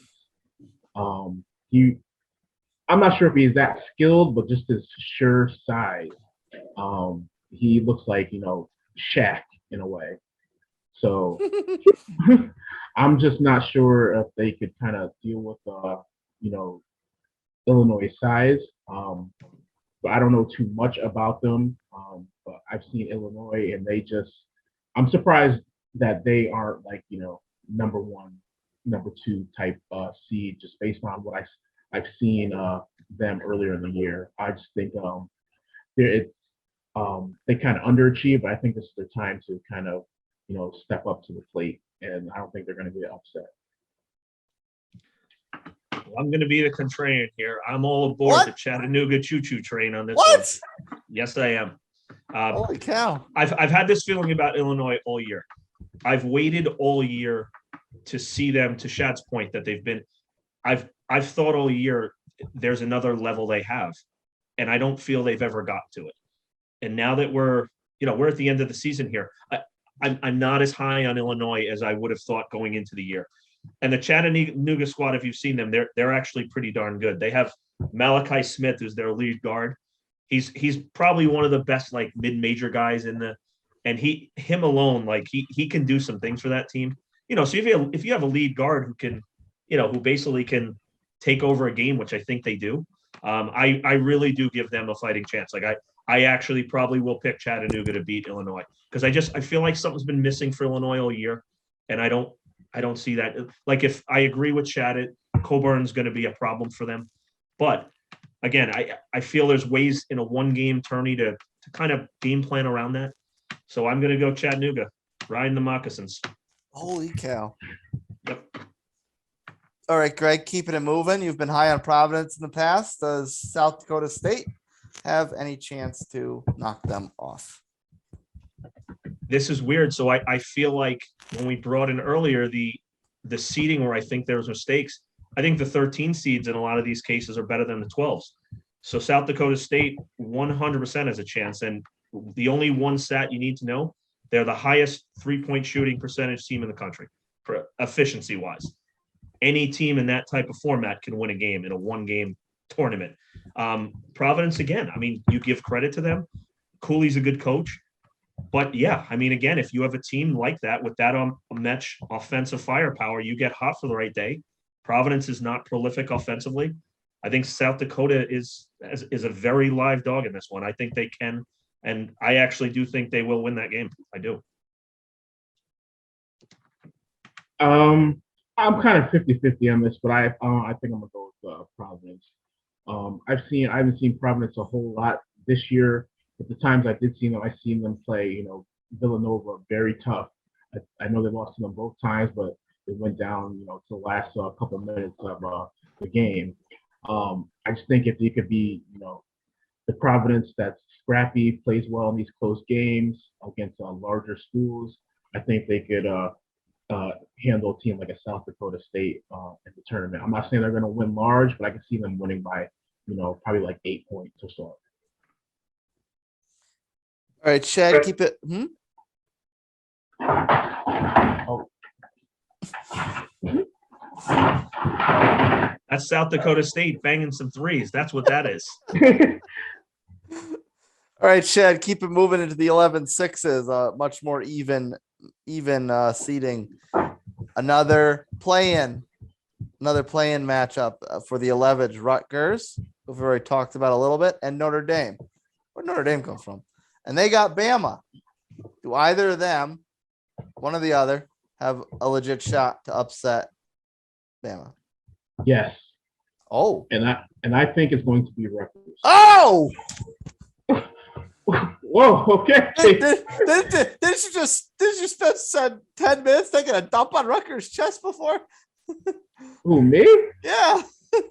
What did I say about Rutgers? It was more myself, but it's just it's not them as a team. It's their worthiness over A&M. That's all. All right, Chad. Sorry. Go ahead. Okay. It scared me a little bit. Yes, I think Rutgers is going to, win the play-in game and then the second game also. I just think, to me, what I've seen, they're a very high energy team, and I think also that their crowd, their student sections travels very well, and I think it will give them kind of the home feel of being at the rack, and I think that's what Rutgers advantage will have over Notre Dame, and then the after that. So I'm gonna go with Rutgers. I like Ron Harper Jr. I think he's going to be one of the underrated stars of the tournament. That when they come out of this tournament, he's going to be, probably like a lottery pick. So as far as I think that the matchup, both sides, the Rutgers Notre Dame matchup is almost a complete contrast in styles. Rutgers does, like, and Harper is very good. They find a way to grind out wins. I don't like Rutgers last year that almost beat Houston in the second round. That Rutgers team last year was a much better squad than this one this year.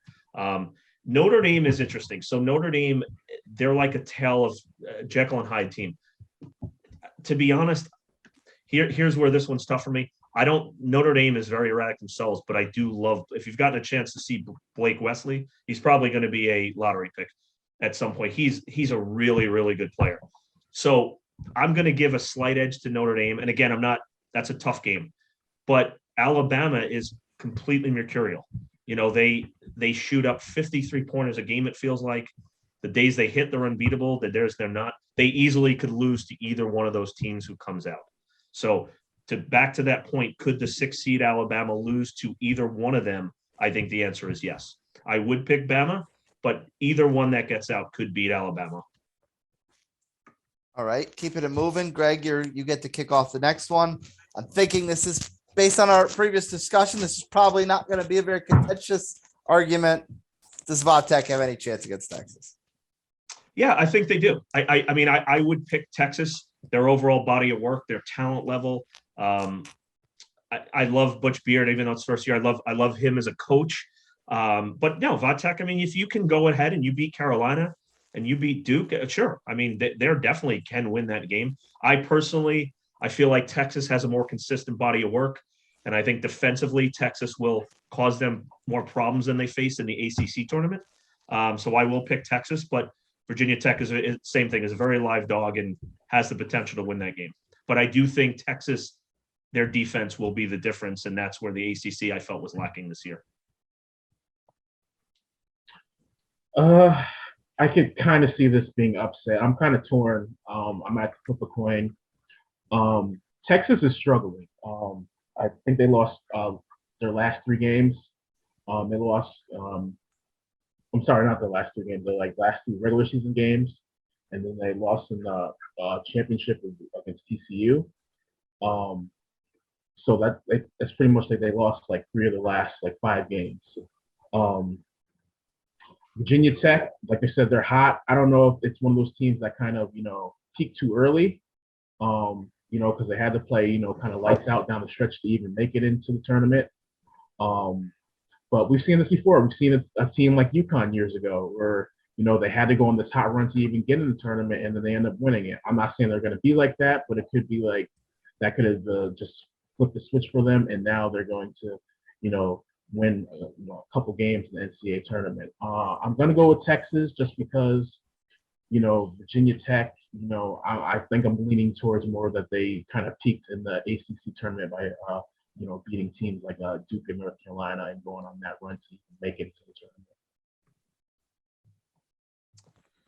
tournament. Now the next one, I had to do a double take at because I looked at the seeds and I had to make sure I wasn't reading them backwards because maybe it's just historically, maybe it's ignorance on my part. The schools are kind of in opposite positions to where I normally would expect them to be. Shad, why don't you start it off with Michigan and the Rams of Colorado State?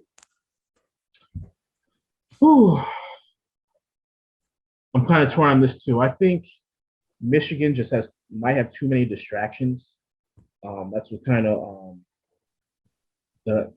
of sways me a little bit. I think Juwan Howard and all his kind of drama lately. I think it may take away from actually the game leading up to it. But I do think that, they prevail. I think it's going to be a very close game just because, like I said, I think Michigan is just going to have too many distractions, especially the coaching staff this weekend. So I think that's going to be one of the lead stories about the coaching. Yeah, I start off like Shad said. I think this is a really good matchup because I think Michigan, talent-wise, is better than their season's been. But if you haven't had a chance to see Colorado State, they're a pretty darn good squad. So they have a David Roddy kid who he kind of, I don't want to say he looks like Barkley, but he's like this short. He almost looks like he doesn't look the part. Let's put it that way. Like scouts, when you hear what they say, they're like, oh well, he doesn't look like any position. He's like a way undersized, portly 5, but he's really good. He's just a really good basketball player. So you have him, and they have Isaiah Stevens, who's one of their point guard. He's a really good player. So I think this is one of those great matchups. And Chase, I believe you said this is the first game of the tourney. I think, correct?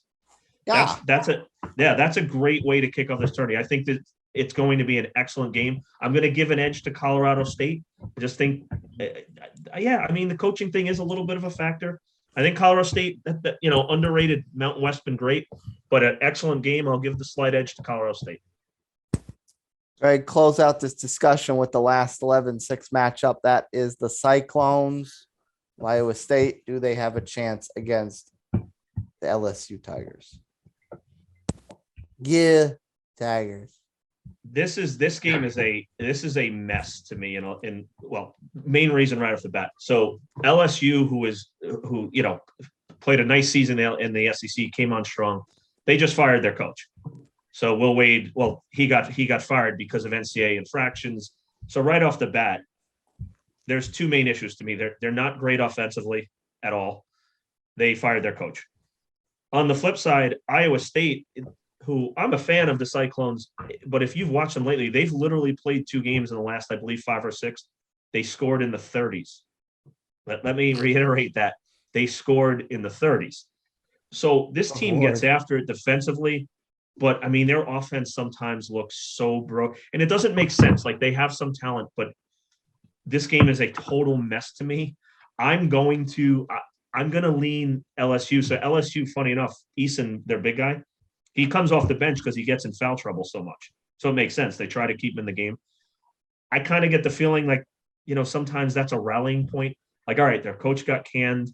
I'm kind of going to go with that. I think there's a little more talent there, but like a kind of a mess in some regards. I'll take LSU. The SEC, I'll go with them. Well, yeah, you can't go wrong with SEC. I'm taking LSU also. I just think Iowa State is one of those teams that are, as you said, are struggling, especially on the offensive end. And they lost 3 straight games. A couple times they could barely get out of the 40s. So they got blown out by Texas Tech, blown out by Oklahoma State, and they lost to Baylor. To me, it's just like they're on the downswing. It's almost like they're ready to quit. I don't know what it is, and I think it's going to be a blowout. Next question, I want to have it be kind of a little bit of an open forum. Long shots. Now, this could take one of 2 looks. It could either be a school, a 15 or 16 school that could shock the world for a round or 2, or a traditional middle of the road, low seed, 11 through 13, 10 through 13, whatever the case may be, that can make a long run to the Final Four. Okay. Who's got their school first? I know this is definitely a long shot, but I just fell in love with the way that they played. I watched this team a little bit more because they are, kind of close to where my alma mater is. But this is Bryant basketball, Bryant University. Oh, a play-in school. Right. I saw them play a couple times, and they have excellent shooting. Even when they lose games like, scoring 80 points. So I think, they could give people trouble. I think they definitely win the playing game. I think they definitely beat Wright State. And it's just a matter of maybe they could pull the second, I believe second upset number, 1 over 16. No, do I think they'll do that? No, but I think they'll make it, a single digit, maybe even 5 points or less type of game for that one. Easy dog cover on one of those 20+ point lines. Yes, I wouldn't say easy, but yes, I think they cover. Well, they do on their point. That's interesting because they have the kid Peter Kiss's name. He's a leading scorer in the nation. He's a transfer from Rutgers. So I mean, yeah, if you're gonna take a shot, I guess, yeah, they can score the basketball, right? So that's kind of an important part of the game, I guess. Rutgers just keeps coming up on this show, even when they have nothing to do with the topic. You know what though? Funny enough, if they like that if they had him right now, like that would be a big addition for him. Like the kid can score. I've seen them a couple of times. Like Chad said, he can score. So yeah, they could use someone like that. Greg, what's yours? All right, so I'm gonna look. Let's see. I'm looking for someone who can definitely win a couple of games. For me, like I said, I'm gonna go back to that Chattanooga team. Yeah, like I said, I love the fact that they have, in my opinion, a star guard. I'm going to go with Chattanooga. I think Illinois is somewhat ripe for the taking. And yeah, we know one of these lower seeds in almost every year is able to do that. And I think that's it. I think they're the one.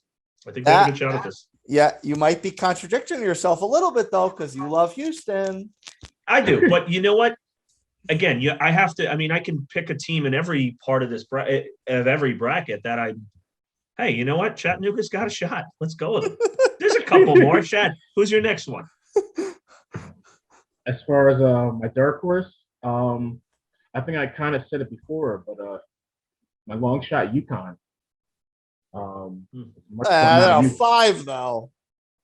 Is that really a long shot if they're a 5? All right. Well, what's a long shot to you? Well, give me a seed like what? Was it 8 and below, 7 below? I don't know. Where do you have UConn going? Just out of curiosity, if you had to, how far? Me? I got UConn going to the Sweet 16. I think they could possibly upset Gonzaga. Oh, I don't think. You know what? Listen, Gonzaga's the better team. UConn's athleticism defensively wouldn't make Gonzaga's offense, that transition offense, work as well as it usually does. I don't think it's outlandish So I mean, I mean, UConn don't early in the year, which their offense has been somewhat problematic. They put up 100 and beat Auburn early in the year. So I don't think that's crazy that happened. Gonzaga struggles with teams who can slow them down. UConn's athletic enough defensive. You watched that Nova game the other night. They're going to get after you. So I don't think it's outlandish. Let's put it that way. I don't. Well, if we're talking that, I'm the same seed. I'm way high on Iowa. So I think Iowa, the sky is the limit for them. And I actually think in their case, they are good enough that they actually could win the whole thing. I actually think that talent. And Keegan Murray, their best player, has turned into an absolute superstar. You have a superstar and basically 7 guys who can shoot the best. Did you see the Northwestern game, the first game they played in the tournament? They had 65 at the half. They literally were able to bench, yes, at the half. They basically benched their whole. It's an NBA score. Yes. No, it was that they had like literally 7 or 8 guys bang multiple threes in the game. So, I mean, I think that's a 5 seed for me that literally they are good enough to go the whole way if things break right. I really do. But Chase, what about you? Where are you on the? You got to have one of these guys. A long shot, or actually, you know what? I won't mention it right now because it'll blow my pick for the winner. Okay. Can I add one more though? Sure. The South Dakota State team. And it's funny because they're in Iowa's pod per se. But I really do think like I watched the final against North Dakota State. You remember last year, Oral Roberts? They had who made that run. They played Max Asmus, the guard again. And North Dakota put a beating on Oral Roberts. The final with South Dakota State, North Dakota State was excellent. I actually think like this was an underrated conference this year. Like they quietly were pretty good. So I really think they can beat Providence. And again, as much as I'm sky high on Iowa, I don't completely rule it out that Richmond could beat them on the wrong day. So if that happened, I think South Dakota State could actually go to the Sweet 16. So that's a team I could see wins too. I'll give you these 2 though. I found 2. Right now, and it probably just me just pulling picks out of my butt and being completely ignorant. But I have Memphis in what is this? The Sweet 16 or is this the Elite 8? No, this is the Elite 8. And Memphis in the Elite 8 as of course at 9, and I have Loyola in the Sweet 16, and that's a 10. I really don't think that's crazy. Actually, I don't. No, because Memphis again is their talent level is higher than an 8 seed. So I'm with you there. So you have Memphis beating is that Gonzaga, right? Being Gonzaga, yeah. Because Gonzaga is cursed. I think if they couldn't do it I'm last year, they ain't gonna do it this year. I'm with you with an 8 seed. Same thing. I have Carolina beating Baylor. So I have one of the 1 seeds knocking out the first weekend. Woo! Good transition. Since I just mentioned Loyola, a lot of times the 10-7 tends to be easy money for an early round upset. The 2 10s that jump out of me are Miami, which I know Shad is big on USC, and Loyola, as I just mentioned, I haven't gone to the Sweet 16. So, boys, are either those 10-7s easy money, or the other, or maybe even the other 10-7s if you guys notice those. Easy money, I would say San Francisco over Murray State. Oh, okay. I don't want to call it easy money, but I think that's the most likely 10-7 upset. Like I said, San Francisco, they are one of those teams that probably nobody's ever seen, but seems to play everybody they play very tough, no matter who they are. So I would go with them. Okay. Can I guess Greg's? Since he's so down on Sparty. You sure can. You sure can. And you're going to be correct. Actually, that's funny because we were just on that. I really do. I am down on Sparty. It's not even. It's just their style of play. They turn the ball over way too much to me. And Davidson has been a kind of a lurking giant all year. The A10's not great. It's better. It's better than people realize. Their backcourt is excellent. So I think Davidson is the better team. And quite frankly, getting back to the last point, Do I think Duke is more talented than them? But Davidson is a type of team. Again, you have good guard play. I'm a firm believer in that. You can win games. So I think Davidson could make a run as well. I think they could win a couple rounds if Duke plays defensively as they have the last few weeks. Davidson could bounce them. Well, everyone, that was the best of the rest. For the best of our rest, go search Hoops Boys Podcast on YouTube. Hit subscribe, hit like, drop a comment, hit that notification bell so you know when an episode goes live. Follow Hoops Boys Pod on Instagram and Twitter. And when we come back, we're going to put our degenerate caps on and talk a little fun money. And that is the betting lines. Greg and Chad coming right back. Hoops Boys Podcast. Keep it with us.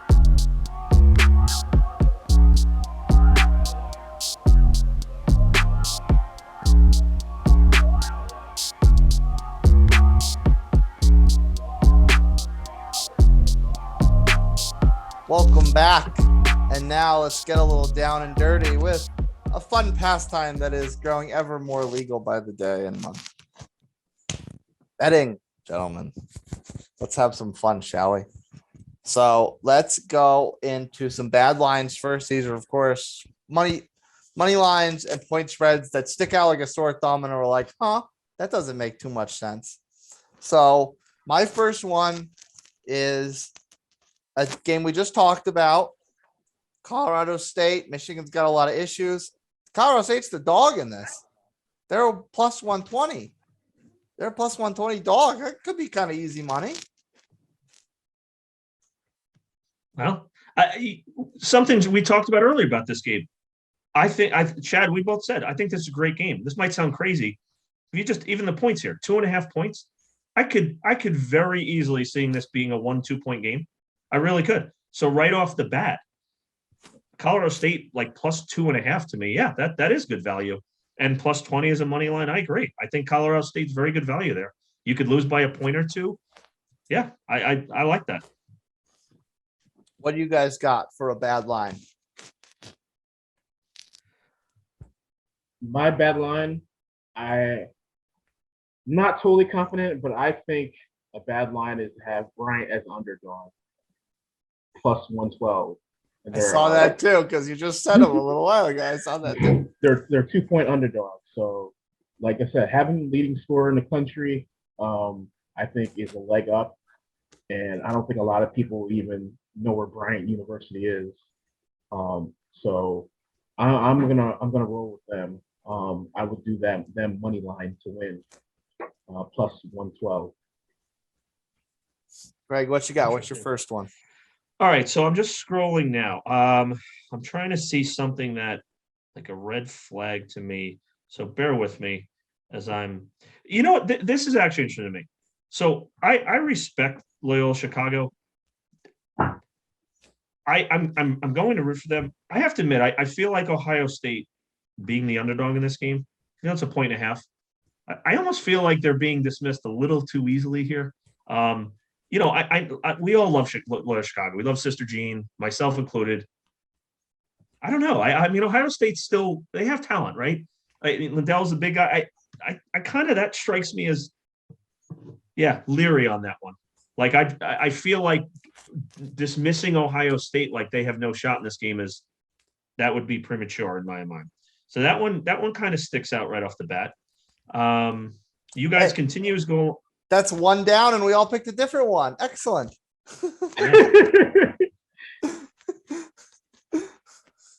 My next one, we all like Carolina. They're only given 2.5. Is that a trap or is that an easy cover? I'm thinking easy cover if they're as good as we think they are. I don't know, but you can't underestimate Shaka Smart. Wait, he's at Marquette now? What rock have I been living under? I think it's a cover. I think it's a cover. I don't. Again, here's the thing with Carolina. Though, quickly, they do go through stretches where they defensively same thing. I think the matchup is good for Carolina. I'm more of an underdog guy, but I do think Carolina. I think that's the pick in that game. I do. Yeah. Chad, what you got? What's your next one? My next pick is Richmond +9. I think Iowa does win, but I think they cover. I think it's probably like a 6 or 7 point game. We're talking about how scrappy Richmond kind of is.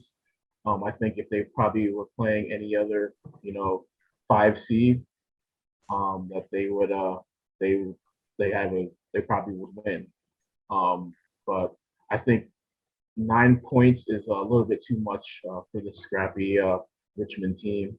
So I would bet the +9 for Richmond.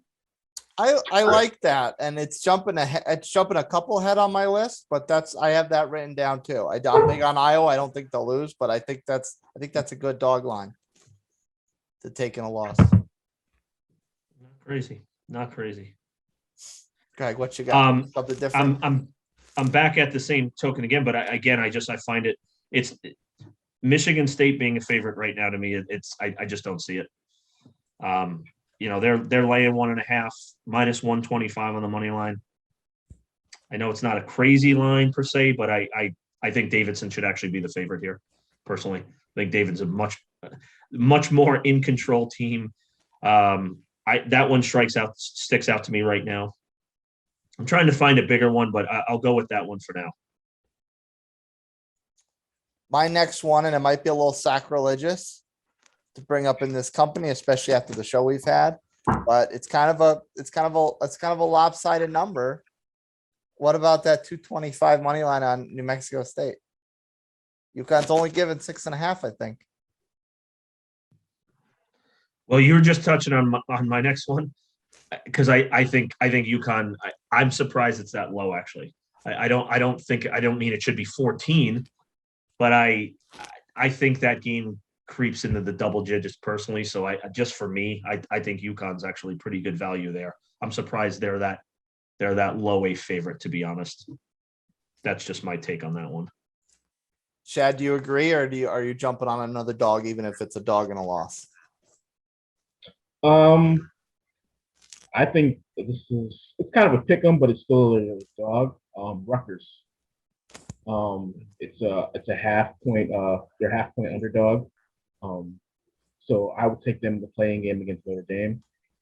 Like I said, I just think Rutgers kind of plays with the energy. They seem like they travel well to these bigger games, and I think that's enough to kind of put them over.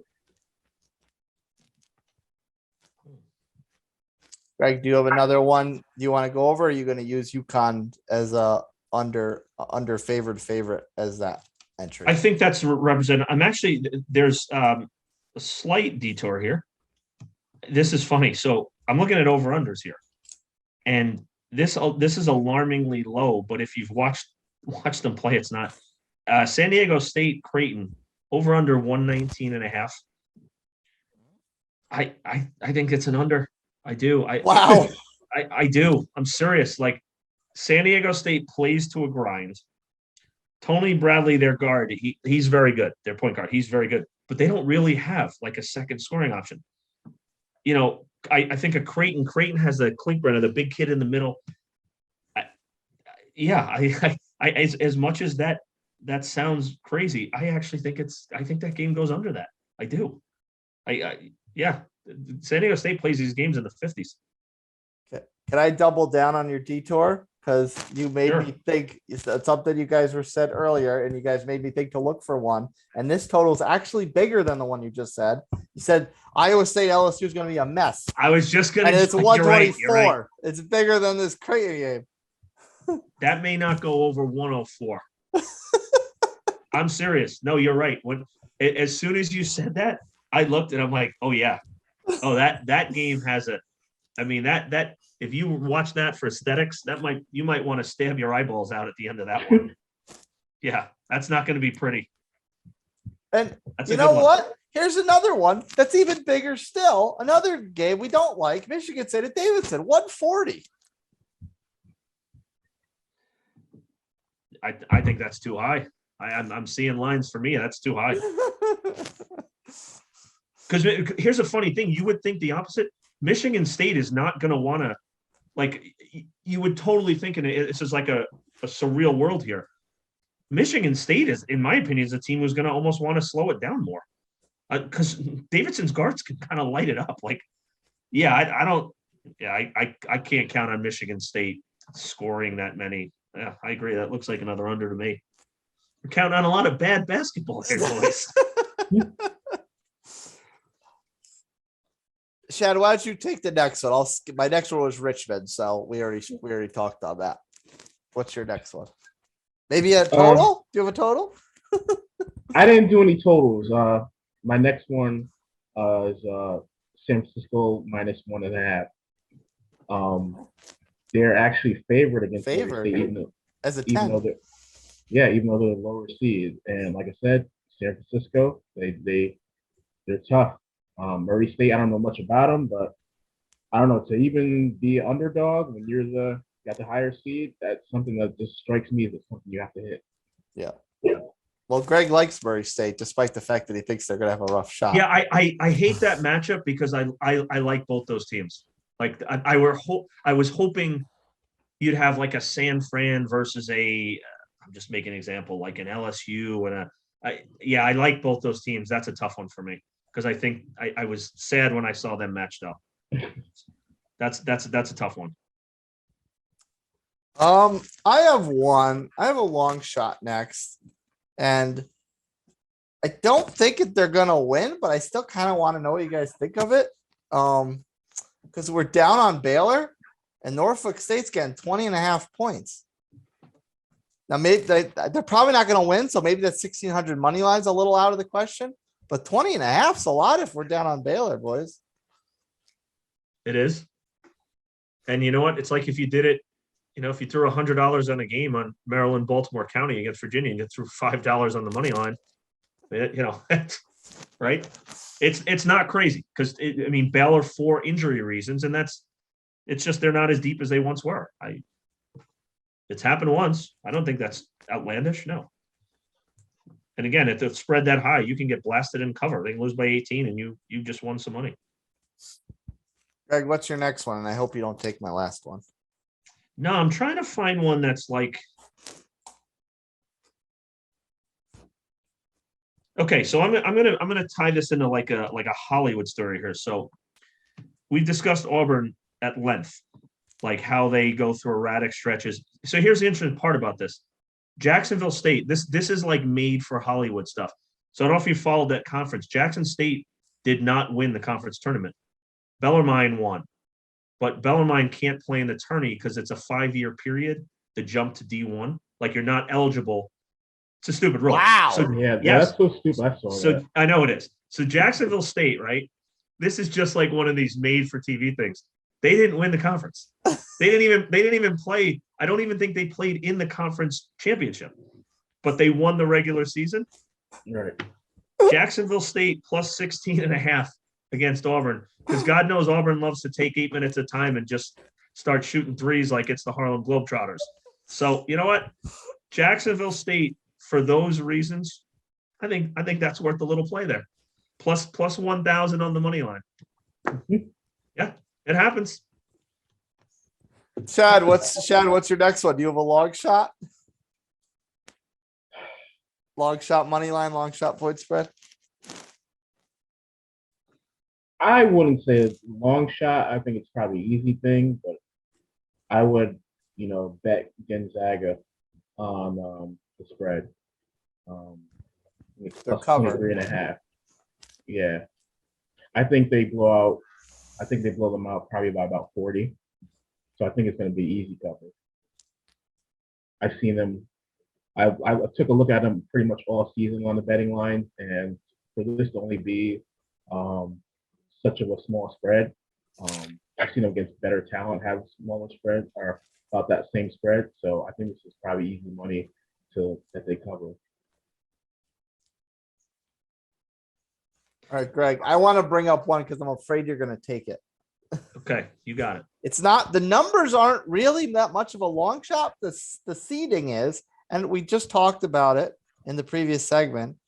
Chattanooga is plus 250 and plus 6.5. So is Vegas right on board with what we think? Is Chattanooga pulling this upset? Yes, I think that line reflects that. That's actually a pretty good line. That's telling you that they know Chattanooga is actually a pretty good team. because that's 6.5. That's a reasonable line for 413.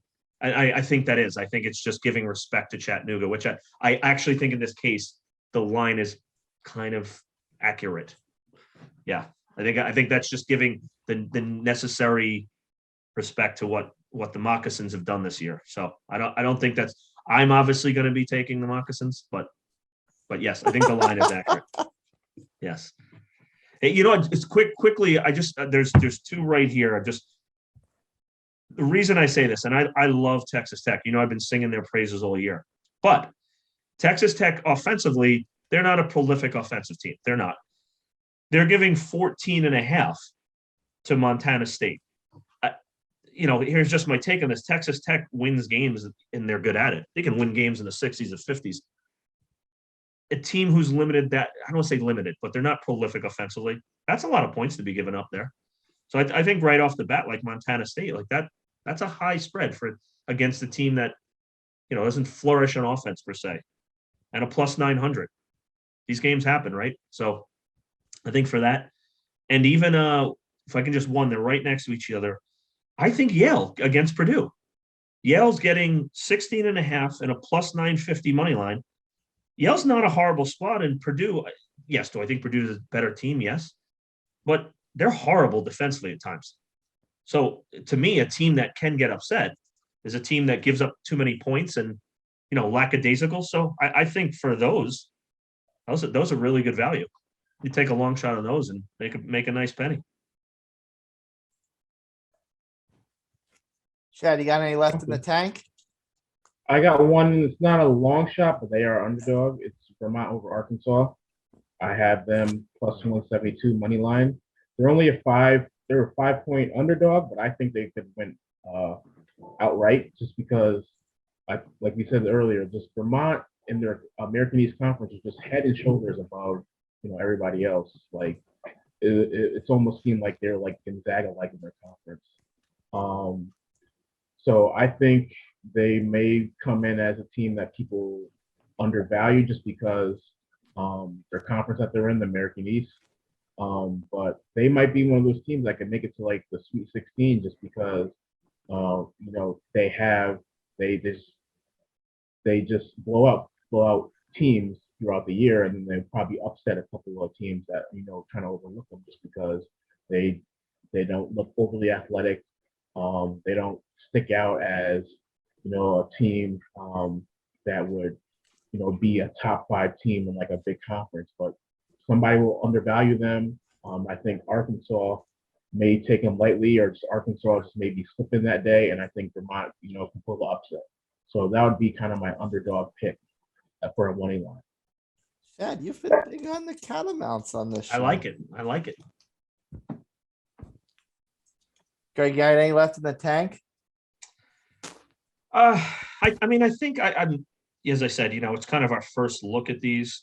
So I like to, do my homework more so, but I think on a whole, I'll put it this way. It seems like, I think Vegas, most of these lines actually look pretty decent. So I think Vegas for themselves has actually done a pretty good job with these lines, because even the ones that look lower, like something that the public might look at and sticks out, Providence is only a 2-point favorite over South Dakota State. You're like, how is that why? Well, this is where twofold.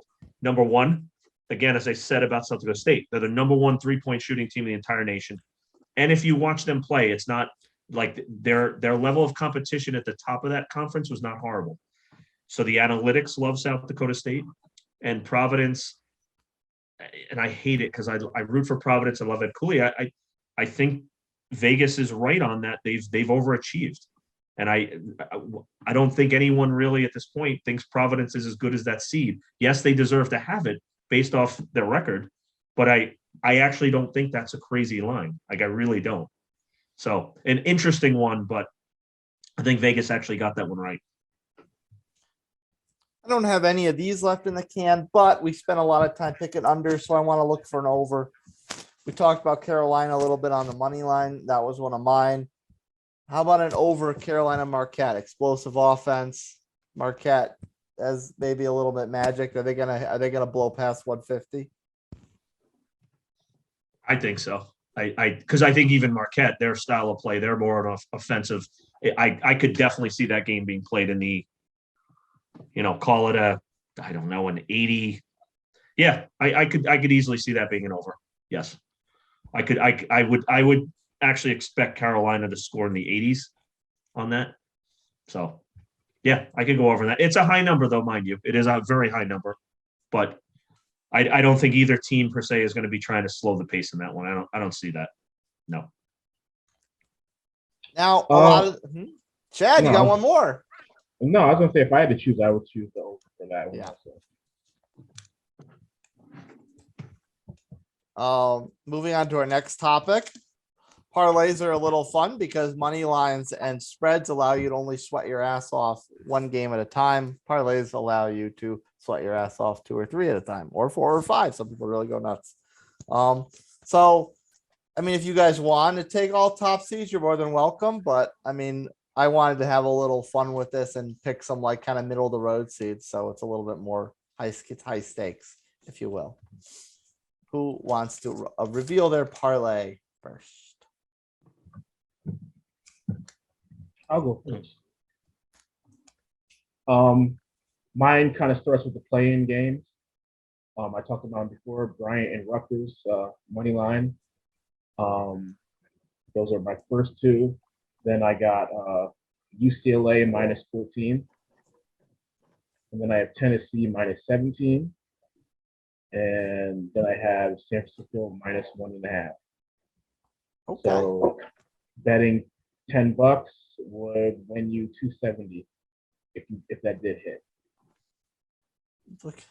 Look at you growing a pair of brass balls and picking a money line parlay. I'm sorry, a point spread parlay. Yeah, That's some brass balls. 2 money line, two spreads. Yeah. Right. I'm gonna take one of yours, and I'm gonna just take these outright. Be a little bit of a pansy on that. I'm gonna take one of yours, and that's UCLA. And my other 2 are gonna be Texas Tech and Houston. Interesting. Because All right, if I'm gonna link in like 3 or 4 schools, I want to make sure it hits. maybe you have a higher vig. So I'm gonna put some big money line underdogs on this because I figure this is like a $10 whirl at this. So I'm gonna go 4 legs. We're gonna start with Chattanooga +250 on the money line. I legit think they actually have a chance to win this. I'm gonna take that 60.5 in Yale. I just think that's a really high spread for a team that is not great defensively with Purdue. I'm going to take my chance with those points. I'm going to do the Carolina money line at -155. I could take the spread, but I want to be a little safer on that one. I'm going to go there. And then the recurring theme of the evening, I'm going Davidson money line against Michigan State. The recurring theme. Davidson is the better team. And I think I'd take basically a team who wasn't in the tournament versus Michigan State at this point. So, yes, that's my 14 parlay. Now, the next up is a couple futures picks. This is, of course, teams to either win the title or make the Final Four. I have a couple, and I want to split this up. Pick a couple, two to 4 or so. Pick a couple safety schools that are pretty favorite, that have favorable lines, and some long shots that maybe have bigger money lines that you can make some actual coin on, but maybe they have some little extra elevated value because they're a little seated further down. Chad, Greg, why don't you go first and then Chad? Okay. I'm looking at the odds to win the tournament outright. Are you going safety first or long shot? I'll go safety first. I'll go a couple of squads that I love Arizona, so I think +600, 6-1. I think that's really good value because I feel very confident they'll at least get to the Sweet 16, and I'm very impressed with them. So I think +600 is pretty good value there. I'm going to go a little further down the board here. Well, okay. Long shot. Do I want to go there next? Long shot? Let's go with.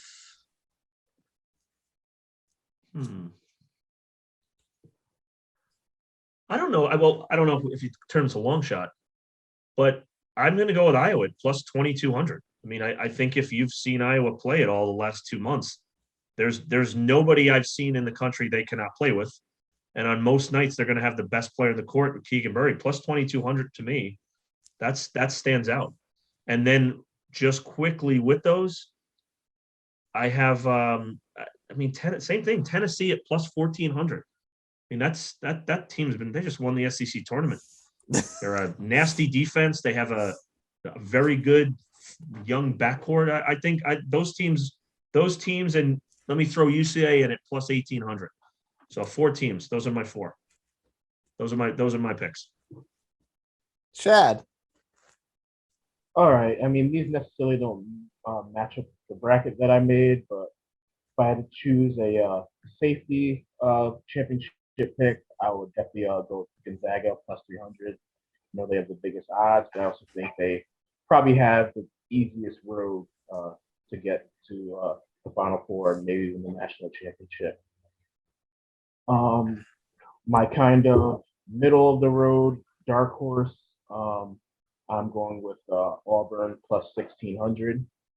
I just think going through that gauntlet of the SEC has kind of prepared them for a deep tournament run. I mean, depending how the cards fall, they may get some easier matchups. My other one is Tennessee. I think they're a kind of a undervalued team that nobody's going to be talking about, plus 2,500. That could possibly win. And then my real, I guess, long shot would be Connecticut at plus 8,500. Now we're talking. Not saying they're going to do it, but I mean, if I had a team that was 5,000 plus or worse, I would probably bet Connecticut as that team. I like it. You guys took 2 of my long shots. One of them was UConn. I noticed I have it at 8,000 sticking out to me. And the other one, of course, was Iowa at 2,200. So you guys took 2 of my long shots. And then my other one that looks a little good value for a long shot. I have another one, but that's kind of a pie in the sky. So I'll leave that one to last. But my third long shot that probably has a somewhat decent shot is Carolina at 12,000. I'm right with you, and I literally, as we're scrolling, saw that. I'd add that to my list too, because that is really good value for a team that talented. I'm totally with you there. Bet it now. I bet that number comes down. People will bet that. Bet it now. Yeah. My 2 safeties, one of them, I'm gonna go with Greg's. I had it at 650. That's Zona. And then my other one was, I don't know if it's good value, but I think it's kind of decent value, is Kentucky at 800. Sure. And then my real pie in the sky, and I said I wasn't going to do Final Fours, but I put both numbers down because they both could be kind of decent. We spent a lot of time tonight talking about San Francisco. 25,000 to win the title and 3,500 to make the Final Four. Maybe 3,500. Thinking the Final Four is obviously a lot more realistic. Well, I don't want to say realistic, but a lot easier than just winning the title outright. But it's still kind of a decent payout. Now, are you betting that with Wilt Chamberlain in the lineup, their most favorite grad, or without? No, that if you're taking a long shot, that is good, but it's tough to win it. But oh yeah, no doubt. Yeah, that's just a total pie in the sky. I want to be a millionaire type of situation. Well, maybe they bring Wilt out of the fold. Maybe he suits up. Wasn't that Bill Russell's school too? Or is it? Sorry, is it Russell's or Wilt? I may be messing this up. I think it's Russell's. I think Shad's right. I think it's Russell's. Sorry if I'm messing that up. I knew one of them. I'm like, wait a minute. But yeah, no, that's good value. Well, futures bets always transition us into more of the common man's college betting, and that's filling out your brackets, whether that's punching the little bubbles on CBS Sports or ESPN, that's running around the office and filling out the brackets and handing it back to the secretary or the nerd on the back desk who doesn't contribute anything to the office culture all year but filling out the brackets. Let's go over ours, gentlemen. Do we want to jump ahead to the final four? Do you guys have any weird ones in the Sweet 16 or Elite Eight?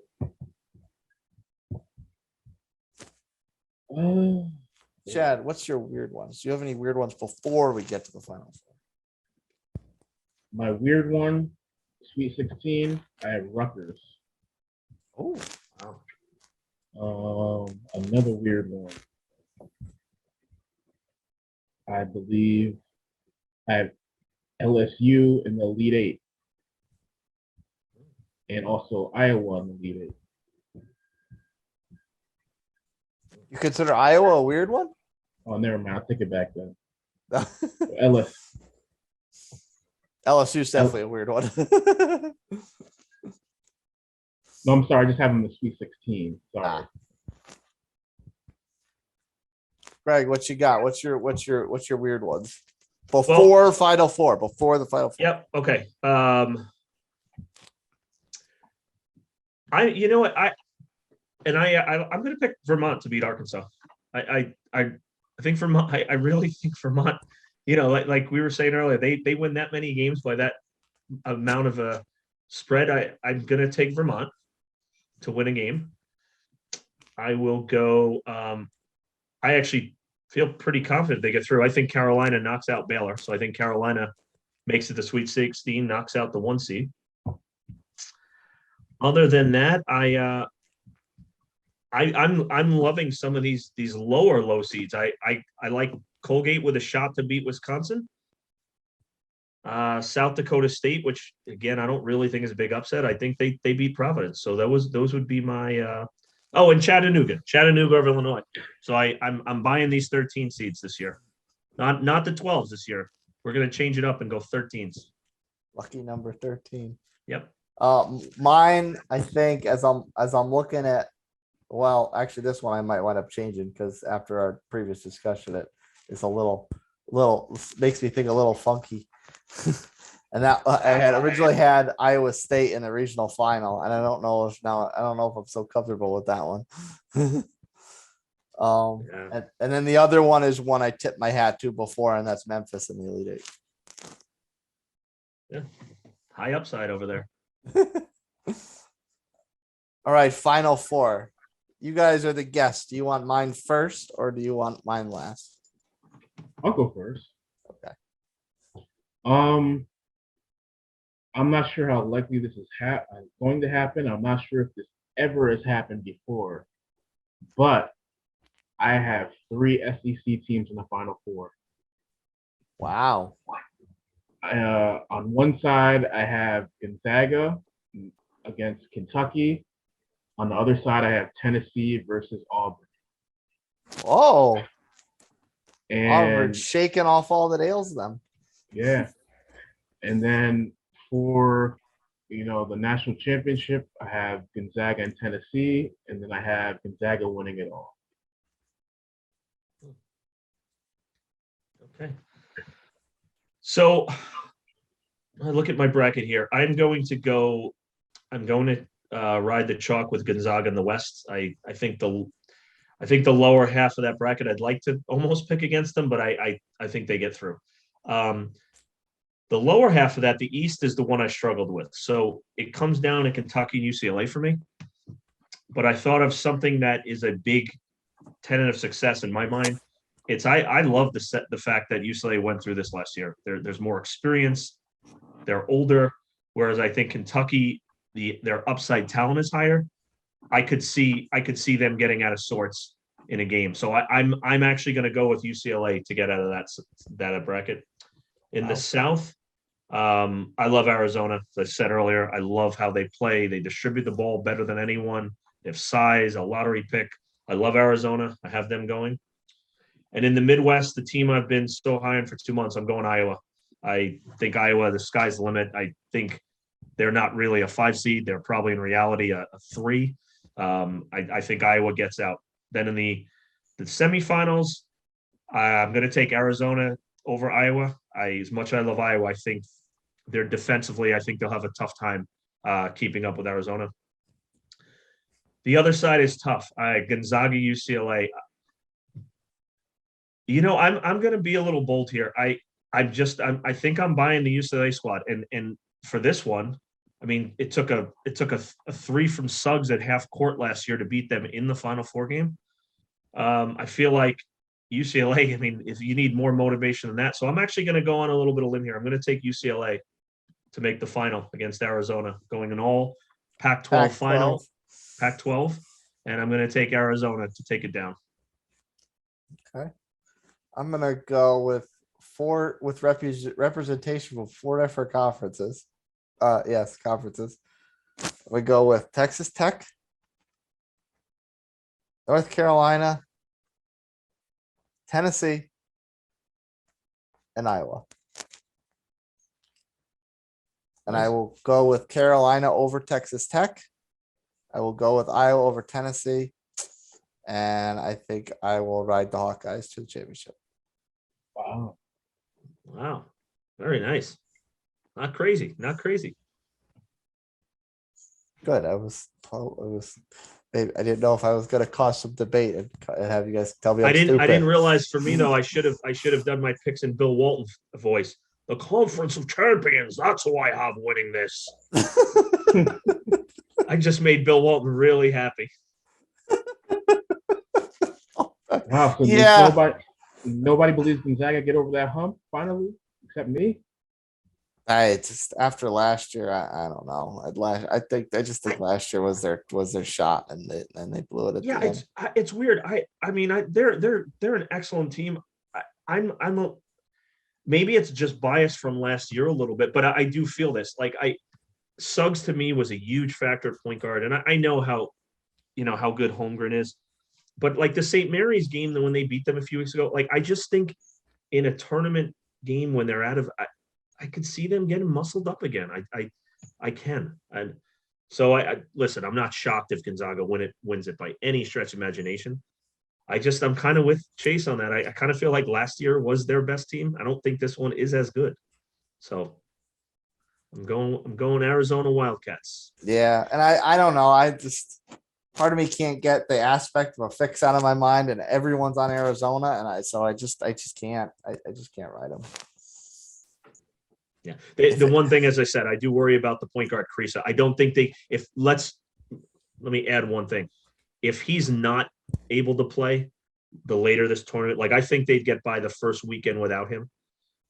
If they did, if he's not back by the Sweet 16, I wouldn't pick them to win it, but it sounds like he's going to be good to go this week. So, and the fact that they beat UCLA last night, had a big comeback without him. I just love the way they play. Like I said, the ball never sticks in anyone's hands. I'm just a fan of that, and I think they're my team. Me and Bill Walton. Well, gentlemen, thank you so much for joining. I will give each of you the final word. What's your parting thoughts on the tournament before we say goodnight? Whew. I think this year has much parity. I mean, this is the year I really could not pick, especially the Final Four. It just seems to be like, very good teams, but very little like excellent teams that you could definitely say is going to make it. I can honestly say this is probably, the year that I cannot predict, at least like 2 or 3 for the Final Four. You could probably make a case for like 20 of these teams make it to the Final Four. So I think it's going to be a very, very good tournament with, probably a lot of upsets and, no great team is ever going to emerge. I don't think you're ever going to hear about any of these teams being amongst the all-time greats. Yeah, to piggyback off that, what Shad said, I'm with you on that. I don't think there's no Gonzaga and or Baylor from last year. Ironically enough, although those 2 teams are back, I don't think they're anywhere near as dominant as they were last year. On the flip side, I think there's a lot of very, very good teams, though. So my early indication on this tournament, will be, I don't know, because I think the teams at the top, they're all pretty darn good. I think where you may see more of the upsets happen is like when you get to the Sweet 16 round. Like I could make a case for literally any one of these 1 seeds potentially not making it. So I think you're going to have some heavyweight matchups when you get to Sweet 16 round, and that's when I think you'll really begin to see the carnage happen in this tournament. So a lot of very good teams, no great ones, leaves it wide open for everybody. Part of me kind of hoped that someone would say, bet the under. We did pick out like 4 of them. Well, ladies and gentlemen, everyone in between, James the Jet will return for next show. As always, we thank our guest experts, Greggers and the Shaddillac. Maybe these goons will come back on the next show to return as well. And our usual timeline is always 2 weeks. 2 weeks might be before the Final Four, gentlemen. Maybe that would be a fun little return. Sounds good. Search the Hoops Boys podcast on YouTube. Hit subscribe. Hit like. Drop a comment. Hit the notification bell so you know exactly when our episodes drop. Follow us on Instagram and Twitter at Hoops Boys Pod. And until next time, we say goodnight. And Kobe. Even though he never played in college. Hoops Boys podcast. Keep it here.